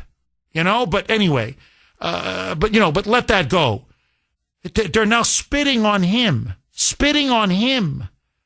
calling him a xenophobic racist because he wants Ireland to remain Irish and not to be completely swamped and overwhelmed by migrants coming from all over the world who, by the way, are not assimilating and don't want to assimilate. So the question we have to ask ourselves is, do we want to commit suicide as well? To me, I think it's insane. I think it's immoral. I think it's evil. And I'm going to fight it with every fiber in my being. But this is now the seminal fight. And look, I think Paul hit the nail on the head. A major reason why Trump asks for basic help on the Strait of Hormuz, and the answer is a resounding no. Now, Japan and South Korea are a tad different. Japan has a constitution, and they claim they can't project power outside of their island, and South Korea is always worried about North Korea. I'm not making excuses for them, but I'm just saying they don't have a Muslim problem in South Korea and Japan. But everywhere else, it's the religion of peace. They realize we help out Trump on just demining the place. And suddenly we're going to have buildings blowing up and politicians being murdered and suicide bombings on the streets of Toronto or London or Berlin or Rome or Paris or whatever, Dublin, wherever. So, you know what? Nah, you're on your own, Donald. Is that where we want to be? Zoran Mamdani, this was just a few weeks ago, called for Muslims to prayer in Times Square. I want you to look at it. I have never seen so many Muslim men in one place. This was in downtown New York, Times Square. By the way, only men, no women. a sea of Muslims. This is Times Square. With their prayer mats, Mamdani joined them, and they're praying to Mecca, to Allah. And I remember looking at this, and I'm like, my God, it's starting to resemble Paris and London and all these other European cities that are just now swamped, overwhelmed with Muslims. And you realize if we don't cut off immigration now, if we don't ban all Muslim migration now, we are 5 to 10 years away, and we are Europe. 617-266-6868. Jeffrey in Boston. Thanks for holding, Jeffrey, and welcome. Hi, Jeff. How are you doing? Very good. How are you? Day. Happy St. Patty's Day. Thank you. So, as always, your show's incredible, touching upon many points about NATO, the UN, European countries' reluctance to support us, and, of course, immigration. Well, on all of those fronts, we now clearly see who supports us and actually who is trying to subvert us. So then, as many of the previous callers have actually clearly stated, yes, we should leave NATO. Let the Europeans fall with all of their Muslim immigration. If they want to be cowards, if they want to lose their culture, so be it. Let them be afraid, and then let them suffer all of the consequences. Here, I just say that we look after our culture, our standards, our own well-being, and then we'll just see eventually where all of the chips may actually fall. So. Well, Jeffrey, look, you're not 100, as I like to say. You're 1,000% correct. And to piggyback off of what you're saying, you know, J.D. Vance, this was in Munich, at the Munich Security Conference, delivered one of the most important speeches, not just of his career, but of the entire Trump administration. And he had all the leaders of Europe there, and the leaders of the European Union, and the leaders of NATO. And he said essentially what you said now. You know, he said, look, you're not contributing to your own defense. You haven't done it forever. You're overly dependent upon the United States. You're doing it on purpose because you'd rather fund your big entitlement, lavish social welfare programs and not pay for your own defense. But then you complain when we make decisions that you don't like that we make. And he said, your bigger problem is, and he told them to their face, you're committing civilizational suicide. You have brought in tens of millions of Muslims into your societies, many of them radicalized, many of them fundamentalist, many of them extremely militant. They're not assimilating. And worse than that, they now are openly hostile to everything that Europe stands for and to what your countries stand for. And until you confront this, Europe is going down. And they were livid, they were angry, they were offended, they were insulted, but they couldn't debate him because everything he said was true. So they insult him. Nazi, white supremacist, far right, blah, blah, blah, blah, blah. That's all they have. Okay, racist, racist, racist. That's all they have. Or Islamophobic. That's all they have. But JD's point was, and he was echoing Trump on this 1,000%. Hey, look, if you want to commit suicide, there's nothing we can do to stop you. And by the way, and that's just general in life, not just with countries and civilizations and cultures.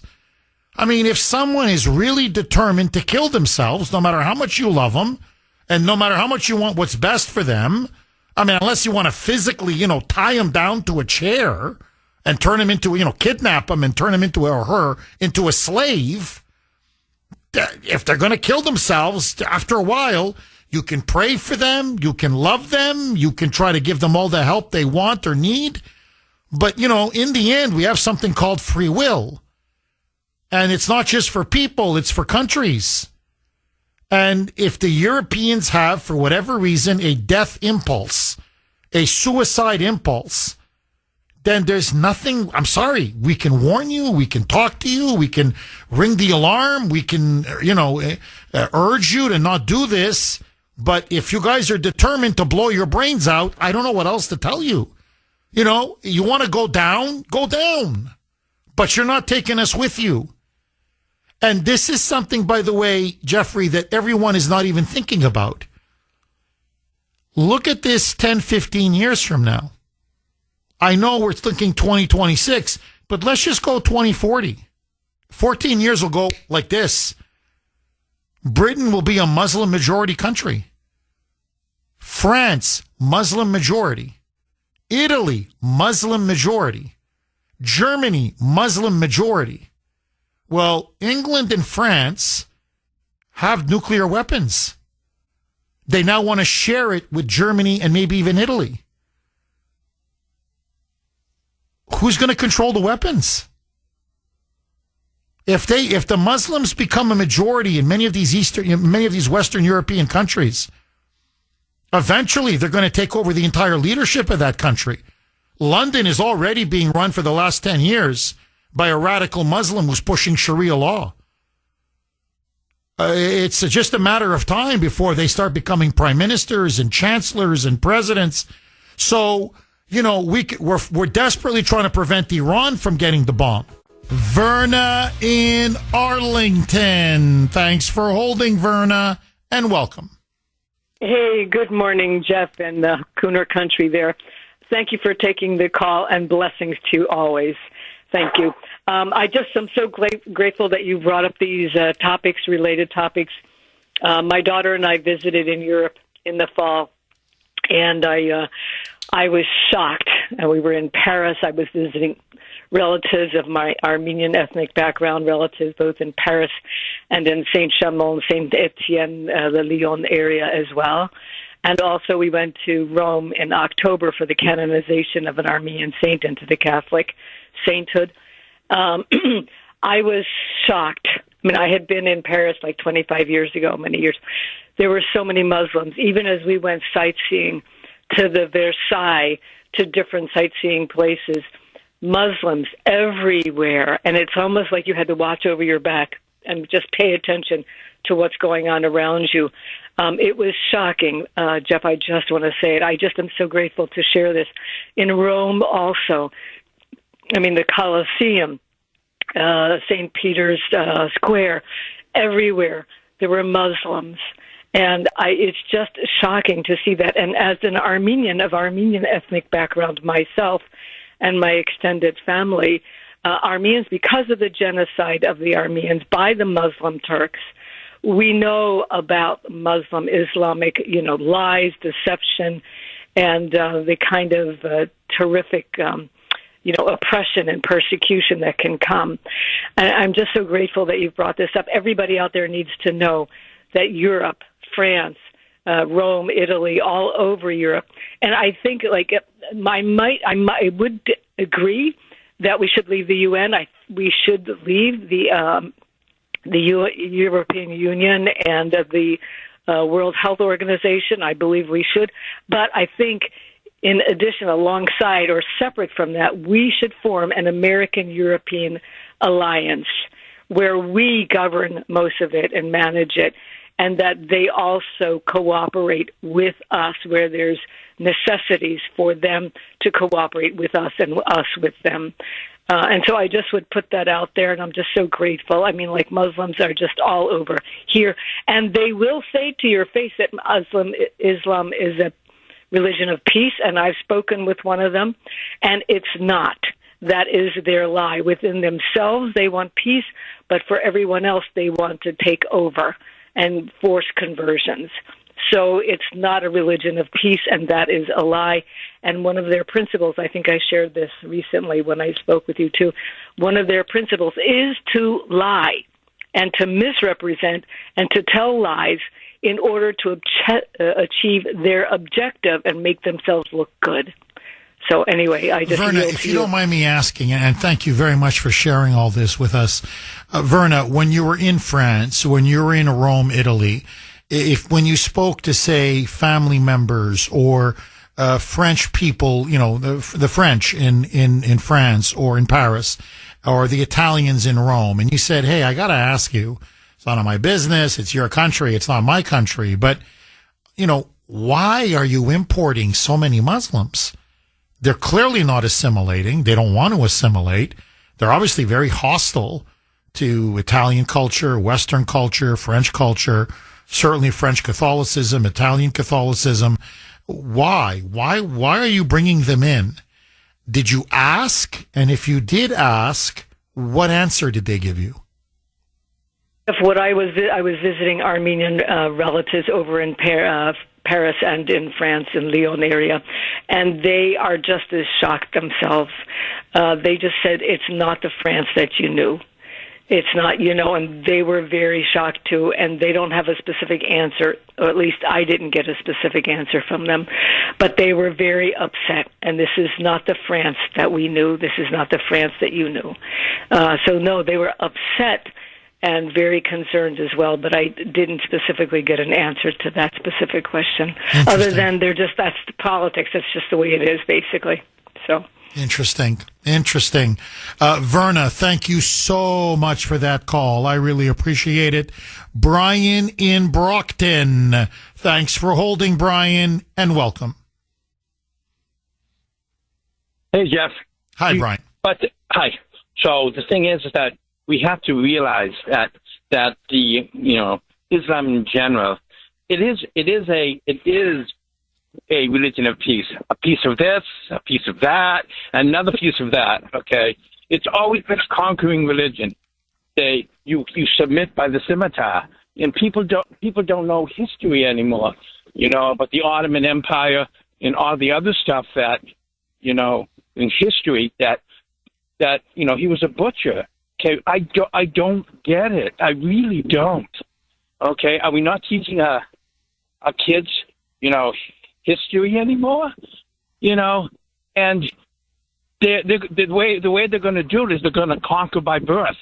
Okay, they're going to come over. They're going to do what, you know, the Chinese believe is that, you know, instead of not shooting, just taking over the government or taking over by, you know, just by engaging. Yeah, demography is destiny, and that's what the Muslims have figured out. And to their credit, and you're right, they have very high birth rates, much higher birth rates than the native population. So take here in the United States or in Canada or Australia. Here, we're talking about Ireland because it's St. Patrick's Day today. The Muslim migrants that come in, I mean, it's not even close. It's 4, 5, 6 children per families. By the way, many of them are on welfare. Many of them are on taxpayer-funded public housing. Many of them go to mosques that are actually government-funded. But the point is they go on welfare and they bang out 3, 4, 5, 6, 7 kids. And, you know, the Irish, like the rest of Europe, it's not unique to the Irish, have a birth rate of less than 2 children per family. Basically, they're not even replacing themselves. And now, I mean, you go to look. I've been told by good friends of mine who go to Dublin frequently.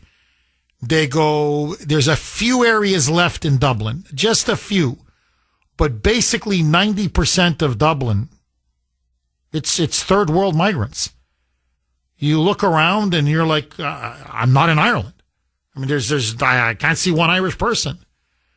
And look, and this is the other problem, Brian, and you touched on it.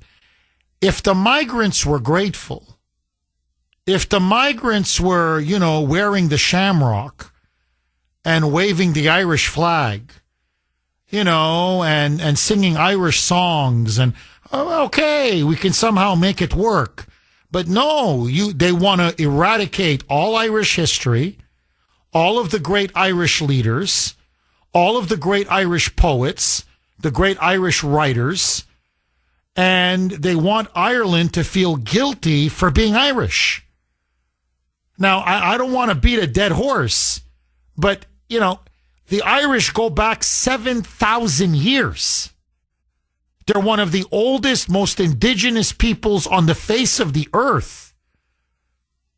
And the question you have to ask yourself, we all have to ask ourselves is, what happened? That in the last 25, 30 plus years, whatever it is, the Irish decided to kill themselves, to commit suicide. So, I don't know what's going on, if there's like a spiritual malaise, a moral self-hatred, a civilizational self-loathing. I don't know quite what it is, but they're being replaced, and they're willingly, happily, at least according to their elites, being willingly, happily replaced. And by the way, the migrant crime wave is out of control in Ireland. Big story just a couple days ago. 14-year-old Irish boy got beaten to a pulp by a gang of migrants. Beaten to an absolute pulp. And when the people complain, you're called a racist. And by the way, it's the same in England. It's the same in France. So what is going on that you have this urge among traditional ancient European peoples to want to see their culture, their language, their heritage, their history obliterated and erased? 617-266-6868 is the number. Mike, what the hell, man? What happened to the Irish music? I mean, what did I say when the show began? I said, Mike, it's St. Paddy's Day. For God's sake, can you please play Irish music coming in and out of every break? I mean, you're Irish, for God's sake. You couldn't figure out a song for that one. Okay. Now you're leaning towards not accepting me as an honorary member of the Irish tribe because of what I just said now. So you and Sandy are going to vote me out? Is that it? All right. Okay, 617-266-6868 is the number. All right, let's have a little bit of fun. You know, I mean, everything is always so serious. So many of you have been texting, emailing the Kuhner man saying, Jeff, you know, you're right.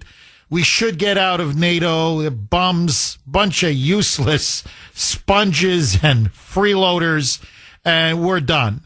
But let's say the United States created its own sort of security club. You know, instead of the North Atlantic Treaty Organization, we created something like the American-led Treaty Organization. Like, instead of NATO, ALTO, where it's an exclusive club, invitation only, and only countries that are not freeloaders, that are willing to carry their own weight. In other words, we have their back, we'll protect them, but they're going to protect us. So a real alliance, real allies, real friends. Which countries do you think should be part of this club? Now, admittedly, it's not going to be a big club. It's going to be a small club. And most NATO countries are not going to make it, obviously. I think the Aussies now, you can scratch them out. Canada, ditto, scratch them out. I'm not impressed with Japan and South Korea anymore after what they just did yesterday. Britain, out. France, who even wants them anyway? France, out. It breaks my heart because I'd love to have the Italians in there. But, they screwed us yesterday like everybody else. The Germans, same thing. So I'm like, well, who can we have in the club? It's like, okay, let's say we set up our own version of NATO, but with us running everything. And it's got to be, no. This is a reciprocal club, an alliance. This is no longer, you're not riding our backs. Everybody now carries their own water. Everybody helps each other. Everybody protects each other. True mutual collective defense, collective security. So who would you like to see in that club, and who would you like to see not in that club? 617-266-6868 is the number. Deidre in Methuen. Thanks for holding, Deidre, and welcome. Oh, thank you for taking the call. My pleasure, Deidre. Day. Happy St. Patty's Day. I was just mentioning, you were mentioning the history of Ireland, and it came to me that, well, first of all, I want to make this remark. I don't like that ad about the drains, like we Irish are always spilling beer. You can insult the Irish and Italians, but you can't say anything about anybody else. That's a very good point. That wasn't my point. That's it. Deidre, please, I don't have control over the advertising, so please don't blame me for that. But no, you're completely right. The two groups left, and the Russians, let's be honest, okay? The three groups you can still insult are the Irish, the Italians, and the Russians. That's it. Anybody else, racism, it's a bigotry, discrimination. So you're completely right. But anyway, you're on a roll. Keep going, Deidre. That's me. Mike says, and the Kuhners. But that's not an ethnicity, Mike. You see what I'm trying to say here? She's saying, well, you can make fun of Croatians. Yeah, it's true. Let's throw Croatians in there as well. You're right. You spit on them, nobody cares. Because nobody knows who they are. So they don't care. All right, Deidre, you're on a roll. Go ahead. So, can you hear me? I can hear you. Can you hear me? Oh, yeah, but there seems to be like an echo or something. Well, I wanted to say originally that my mother was buried on 9/11, and my cousin, as I said, she was born in Ireland, a descendant of Grania Whale, the pirate queen of Mayo. And she was buried on 9/11, and my cousin from Mayo called me and to express her condolences naturally. And she said there was a mosque in Mayo already. It had been there for years. That the Muslims were living right there at that time, and you know what date that was, right? Well, Deidre, that's the thing. You're not the only one that's telling me this. And what's starting to happen now in Ireland, remember, this is Catholic Ireland. You think of Ireland, the Republic of Ireland, obviously. I'm not talking about Ulster, but you're talking about the Republic of Ireland. Honestly, I think the Catholic Church, I think St. Patrick, I think a pint of Guinness, I think,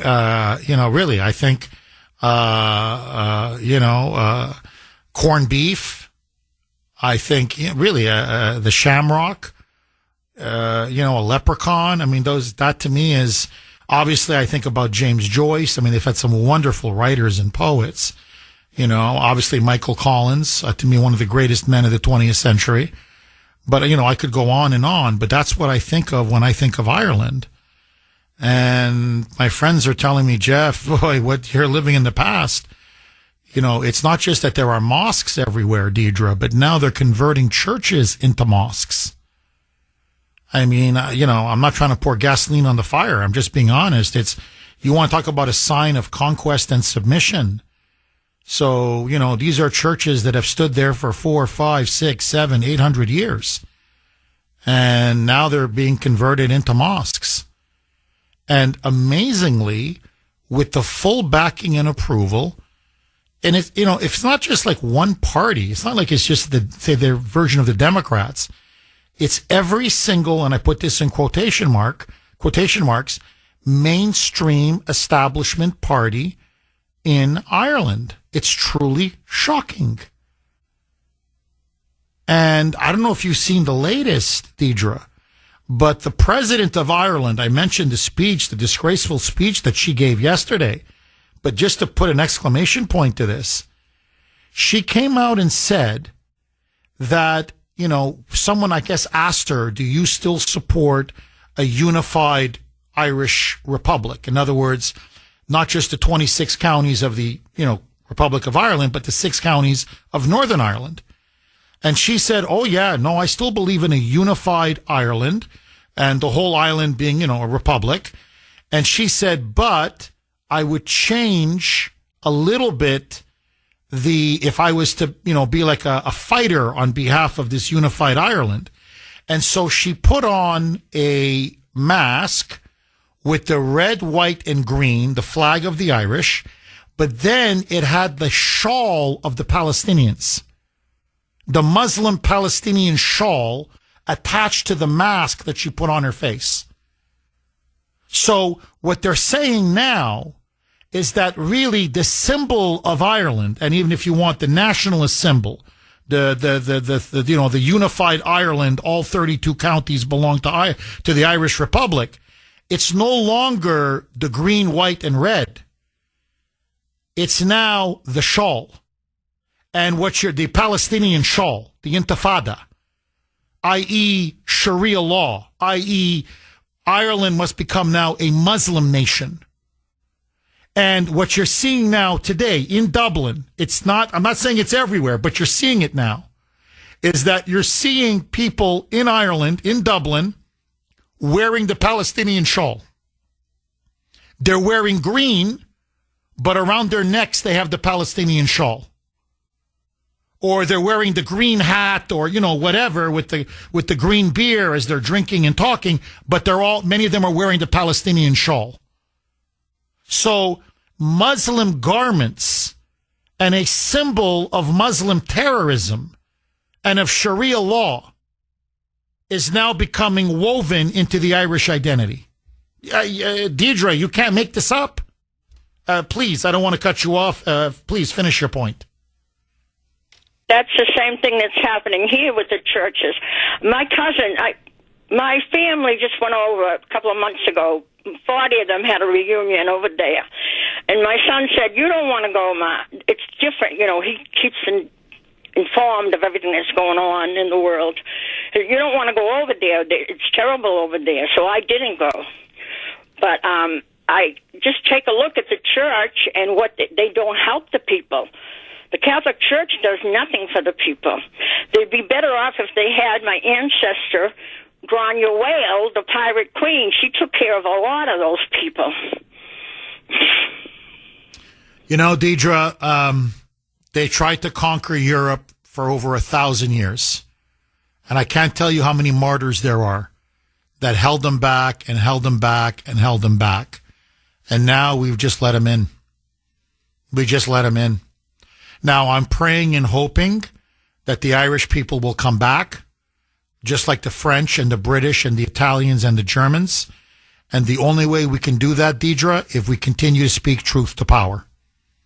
And that's why, to me, America is so important. The voice of freedom must stay strong here, not just for us, but honestly for the world. Deidre, thank you so much for that call. 617-266-6868 is the number. Okay, I want to ask all of you, if the United States was to form its own version of NATO, since those ingrates don't want to support us even to demine the Strait of Hormuz. So even to sweep a few mines now is too much for them. So many are now saying we should exit NATO, myself included.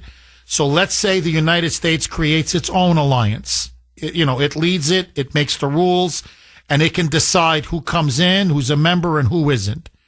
Which country would you like to see as part of this new American-led treaty organization? Maybe we should have none and just be completely free and on our own. But if we were to have allies, who do you think are real allies that should be part of this security club? Now, Dave, our Western PA constitutionalist correspondent out in Pittsburgh, says Israel. He says, Jeff, look at them. They're bombing the hell out of Iran. Their Air Force, their military is performing brilliantly, just like ours is. They can definitely carry their own weight. They punch above their weight level, as they say. So he says, let's bring on board Israel. Agree, disagree? What other countries? I'll be honest, Poland. They don't have much of a navy, so I think that's why they really couldn't help us here with the Strait of Hormuz. But the Poles, they pay 5% of their GDP. And, the Poles were with us in Afghanistan.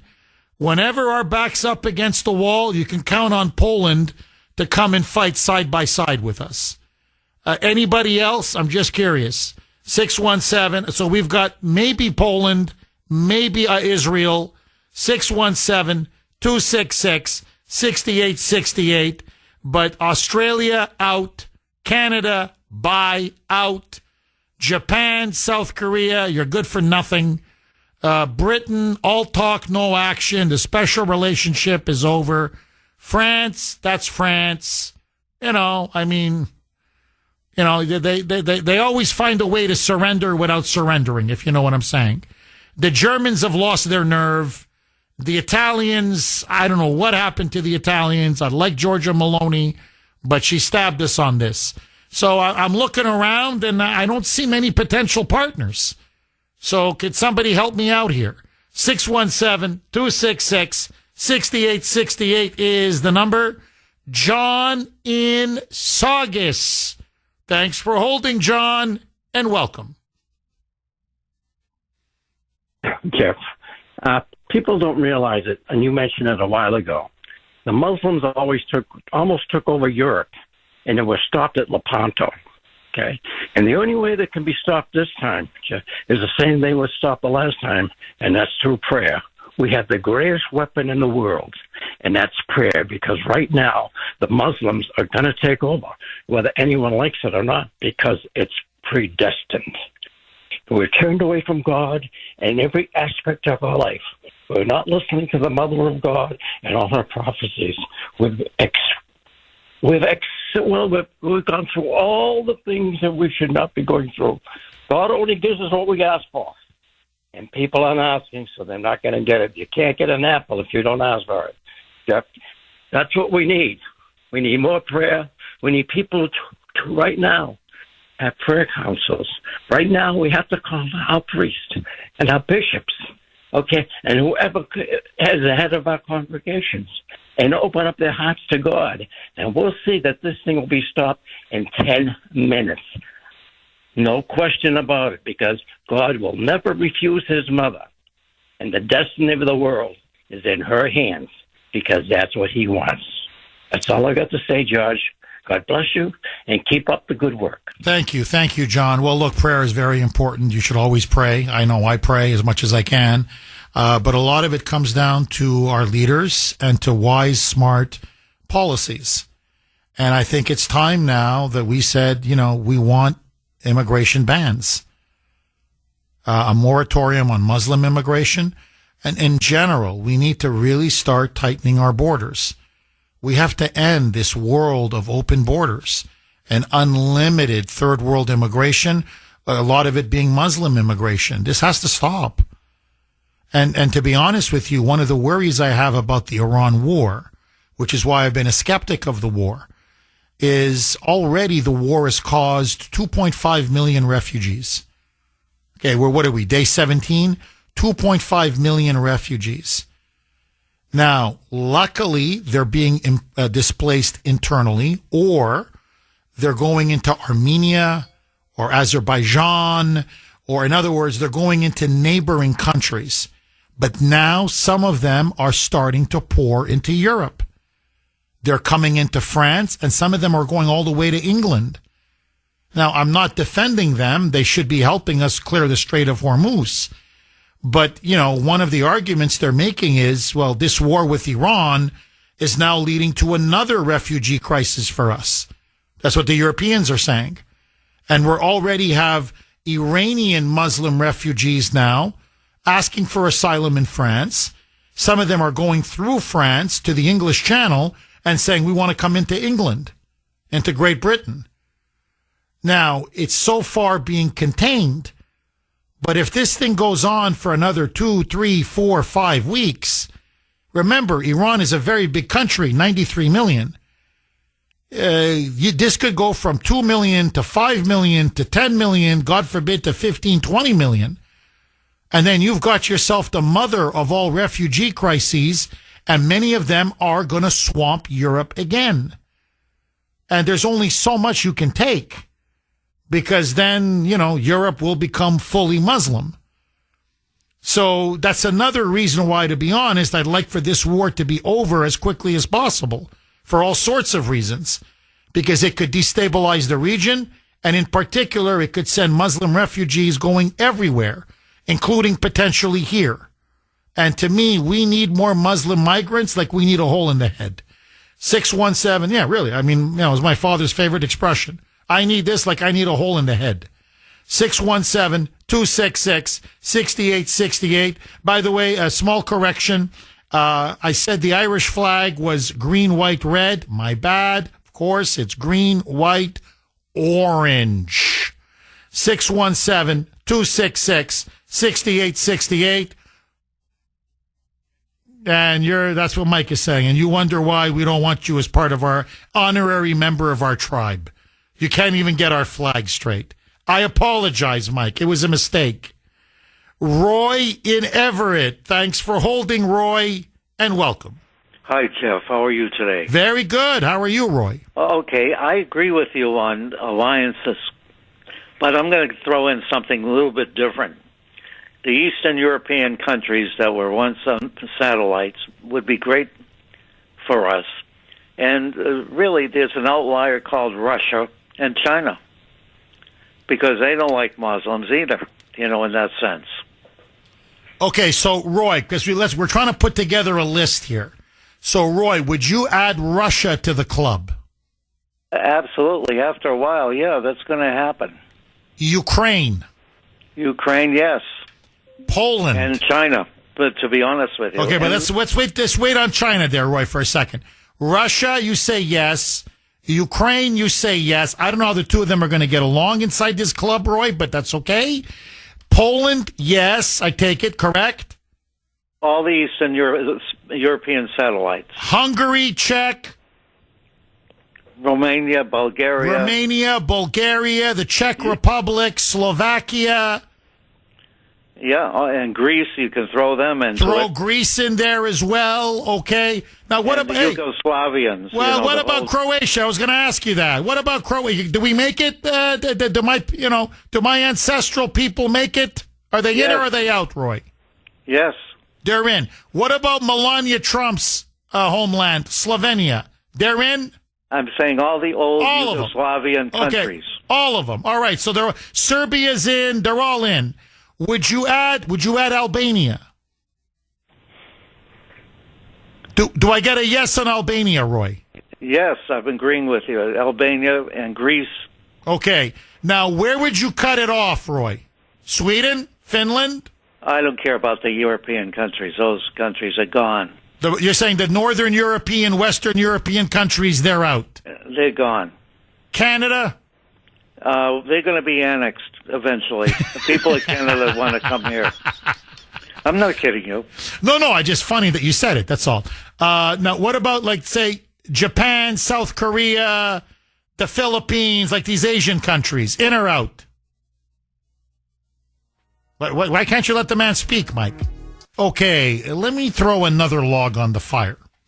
Because we're talking about if we were to leave NATO and the United States was to set up its own security alliance, led by us, obviously, what kind of partners, what kind of countries would we want to join the security club? People that are truly reliable, that are true allies, that we know if we protect them, they will go out of their way to help protect us. In other words, it's a two-way street, not what we're seeing now when you ask for a little bit of help in the Strait of Hormuz and everyone says no.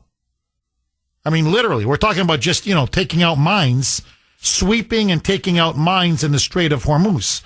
As Trump said, I'm not asking you to fire a missile or a bullet or a bomb or a drone strike we'll do all of that. I just need some people to help us clear out that Strait of Hormuz and clear out the Persian Gulf because most of that oil goes to you guys anyway. Doesn't go to us. It benefits you. Japan, no. South Korea, no. Australia, no. Canada, no. Great Britain, to its everlasting shame, no. And it was a hard no.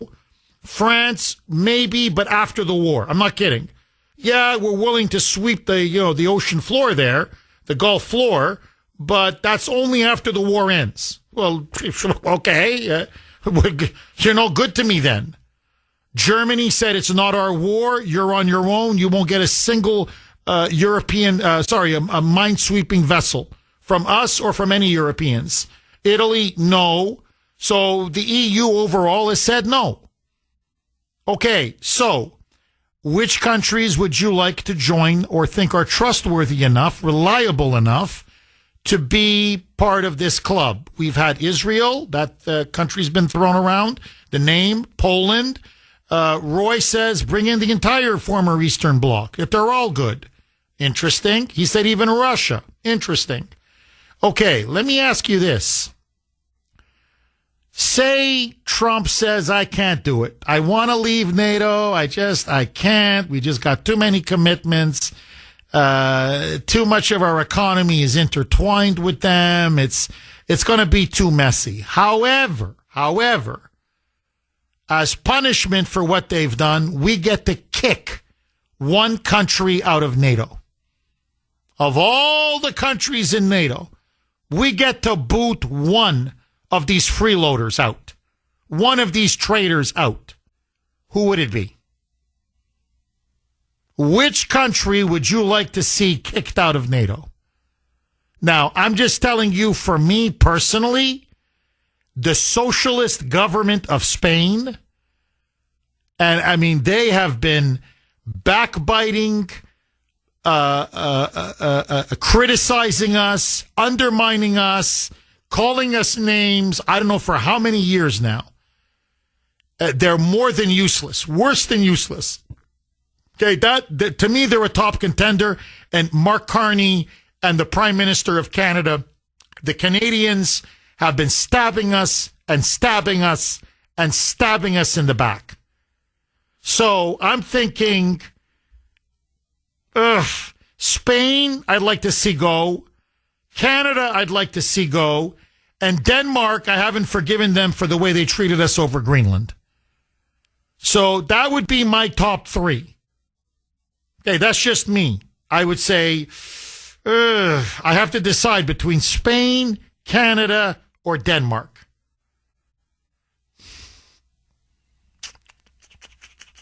You know what? Greenland means a lot to us. Screw you. Denmark is out.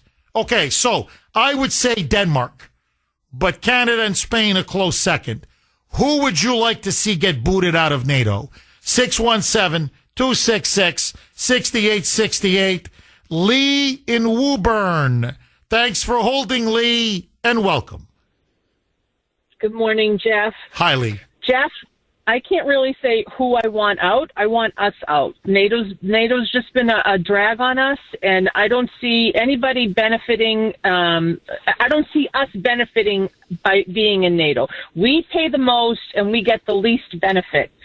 If you want to look at it this way, who gets the most and pays the least, maybe they're the ones that get out, that we have to throw out. But as far as NATO goes, the sooner we get out of it, the better off we'll be.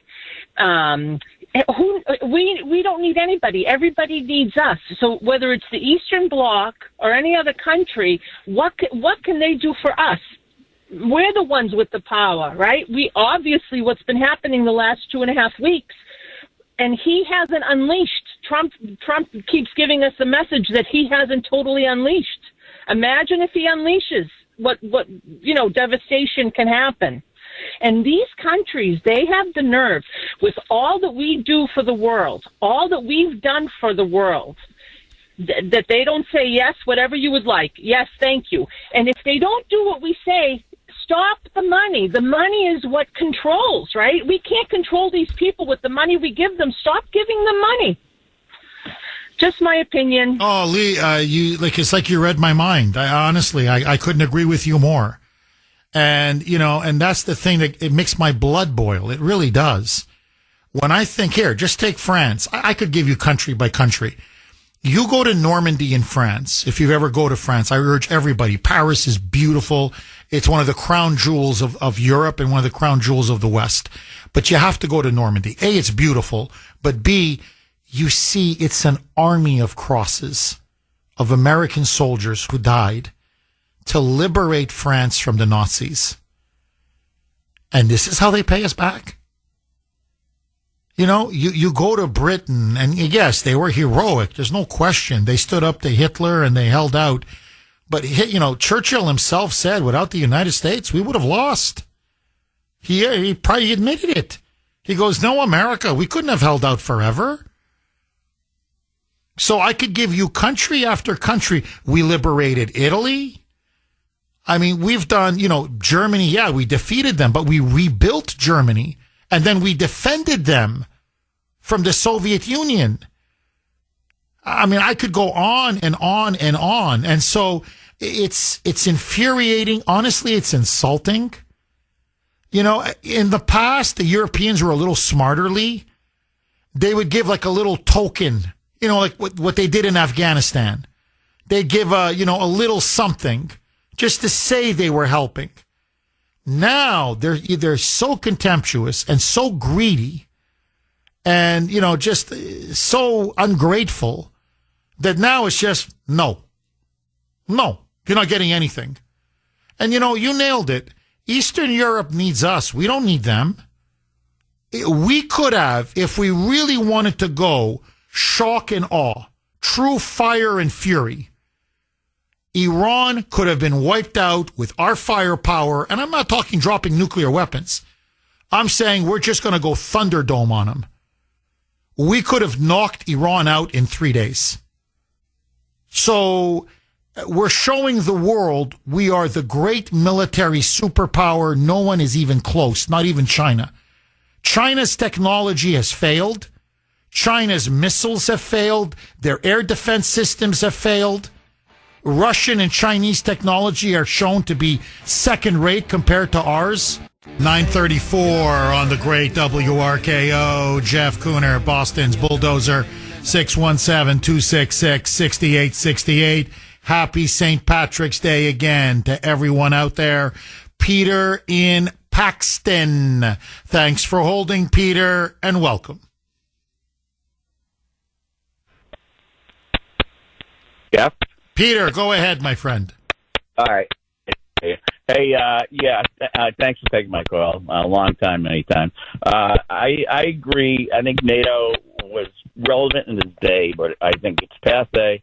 And if it's going to operate the way it's operating right now, we have to basically cajole people to basically pay their fair share and everything like that. Then the system's broken. It's broken. So I think it would be advantage to the United States to just say, hey, you know what, Fortress Europe, you want to take care of it, you take care of it your way. I don't know, you know what? One of the countries that I would just looking at over the last 2 or 3 years, Finland. Any of the countries that are basically bordering Russia. And, you know, the Soviet menace and whatnot. Poland, prime example. They never want to go back to what transpired in World War II, and then having to fight the Russians, and then being taken over by the Russians. So those border states of Russia, I think they're fighters, and I think they'll fight. I know you mentioned Japan, and Japan. I think the Constitution of Japan relinquishes them to a IDF, which is, you know, basically a defensive force. I don't think their constitution allows them to go on an offensive nature. I think I'm right about that, but I'm not positive. Well, yeah, no, Peter. They had a constitution in 1947. It was put to a plebiscite, a referendum, and it says that Japan can no longer ever project military power around the world, that the army that they have or the military is only for self-defense purposes. So the prime minister made the argument to Trump, well, we don't have, I'm giving you the exact wording, we don't have the legal framework, that's what she put it, the legal framework to go and say, let's, escort ships, escort oil tankers in the Strait of Hormuz. And Trump's reply was, I'm not asking you to fight. I'm not asking you to bomb. I'm not asking you to attack. I'm not even asking you to escort the ships. You have excellent minesweepers because Japan is an island, an archipelago, a series of islands. and they regularly have to be careful for ships, and they look for mines. So he goes, I'm not asking you to be a belligerent or a co-belligerent in this war. I just want you guys to send some of those minesweepers because it'll make our life a little easier. Now, what I liked what Trump did was he was honest. He said, look, I'm not saying we need you. We don't need you. If we have to do it, we'll do it. But I want to know who wants to help us. Not asking for much, but in other words, it's a test. I want to know who's our friend and who isn't.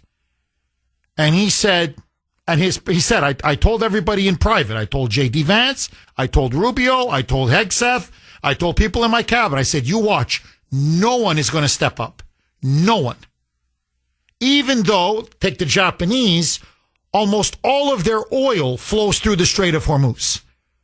He goes, they have a massive economic incentive and benefit to helping us clear the Gulf, clear the Strait of Hormuz. And he goes, you watch, because they're going to say, let the Americans do it. Like always, let us do the heavy lifting. And so Trump's point, and he said this explicitly, they're using us. And I'm tired of them using us. And that's when he said, you know what? Now I want to charge a toll. I'm thinking about charging a toll, a fee.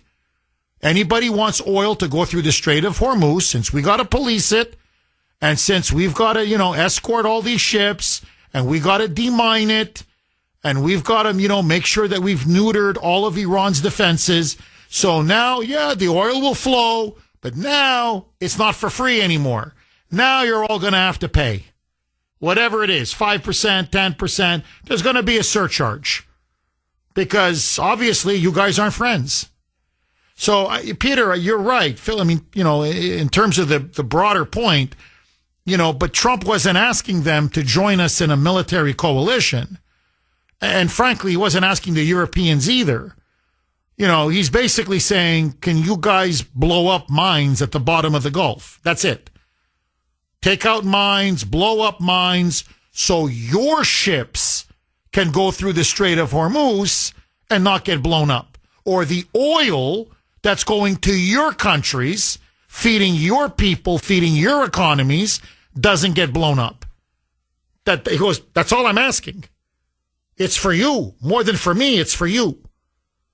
So, Peter, honestly, what's happened now is that this has laid bare two things. One, NATO is not our friend. They're not our ally. None of these NATO countries are. None of these countries in Asia are really our friends or our allies. And ultimately, we stand alone. We stand alone.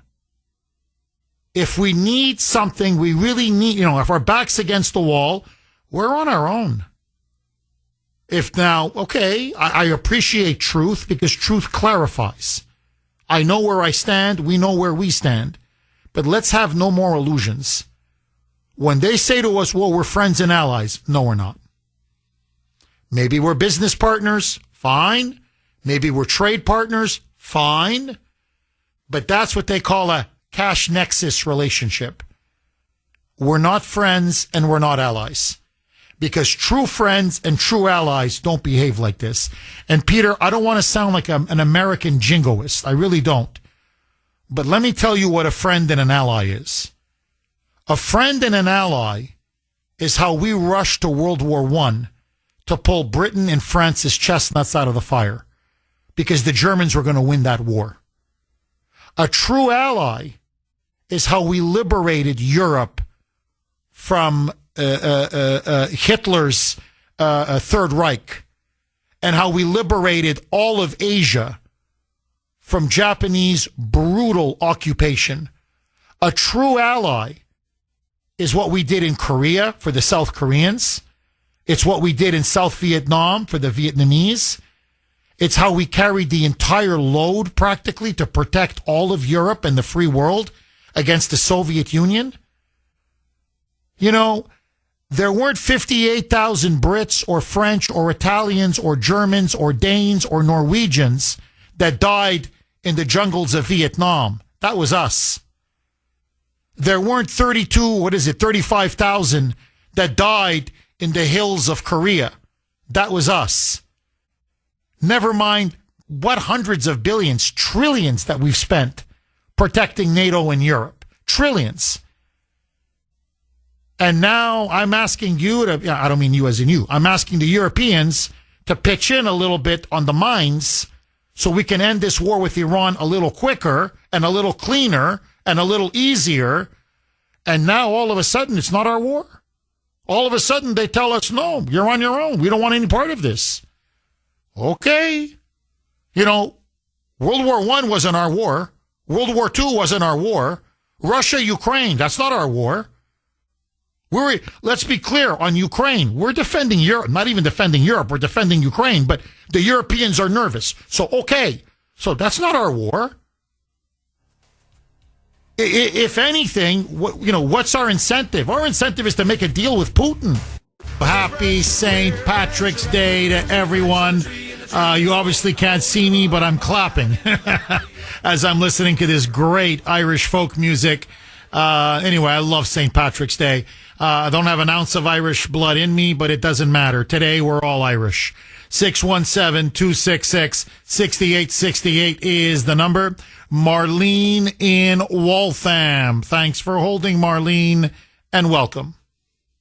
Hi, Jeff. Hi, Marlene. Happy St. Patrick's. Happy St. Patty's Day. I just have a question because I'm not a historian or anything like that, and I'm old now. What happened? Okay, Marlene, can you just suddenly, it's not you, it's with the phone connection. Your voice turned from being a human being into a computer or a robot, but that's like, how do I say this, in slow motion? So, okay, we got her back. Marlene, are you speaking do we have you sounding like a human being again? And I didn't have a Guinness yet, so I'm just saying. I just wanted to know, do we have bases in every NATO country? I don't know that. And do we pay them for being there? How much? And do we pay them? Do we give them money annually? You know how we give countries money annually for I don't know what? Can you explain that a little bit? Yes, what is that Marlene, all about? we have, not in every European country, but in most NATO countries, most European countries, we have military bases. Now, some of them are smaller bases, couple thousand troops, but we have them in Estonia, in Latvia, in Lithuania. We have a pretty big base in Poland. We have two monster bases, one in Germany, about 30,000 troops, and another monster base in Britain, about another 30,000 troops. We also have bases in Italy. I don't know about Finland or Sweden. They were previously neutral. I know we did some training exercises with Finland, so I'm assuming we have some kind of a small base. Now, we don't have a base in every single country that's a NATO member. The reason I know this, when I was in Croatia in the summer, I asked the locals, and I said, hey, since you guys have been a member of NATO now for a long time, is there an American base? And they said, no, there's a NATO base, and there may be a few American troops, but no, there are no U.S. bases in Croatia, and I don't think there are in other countries. But yes, we have them in most countries in Europe. We spend a lot of money to maintain these bases. It costs us billions and billions and billions of dollars. And not just that it costs us a lot of money, Marlene, but Germany is a classic example. We are soldiers. They'll live in a town nearby the base. They buy homes. They rent homes. They need cars to get around. They go shopping, grocery shopping, whatever. They go to restaurants. They go to bars. They inject a lot of money into the local economy.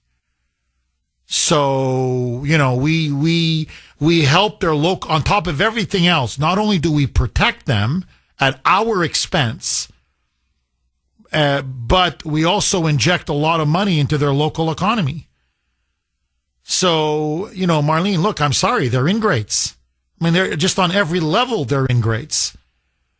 And look, it's just a fact. Germany doesn't need a military. Why? Because we have a big base there protecting Germany. Britain, in theory, doesn't need a military because we got a big base protecting Britain with a security guarantee through Article 5 in NATO. If anybody attacks Britain, we are obligated to defend them. Anybody attacks Germany, we're obligated to defend them. So what I'm saying is, when a country has bailed you out over and over again and defended you at tremendous cost and still defends you at tremendous cost, you know, it's something like this. Okay, to understand the analogy, I pay or you pay for the mortgage of someone's grandparents.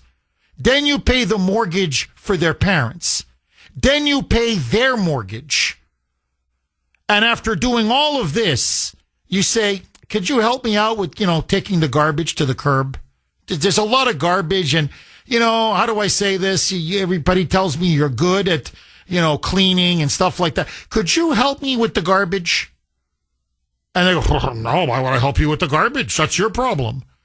That's literally what they're doing to us. We have done so much for them. We have paid and paid and paid and paid. And now we ask them to help us basically clean out the garbage, i.e. clean out the mines. And all of a sudden, no. So, no, take the bases out of Europe. Take all our troops out of Europe. Take all the money that we spend out of Europe. Frankly, take our country out of NATO. And preferably out of the UN. And kick the UN out, but I'm getting ahead of myself. But at a bare minimum, it's time for us to leave Europe, leave NATO, and you're on your own.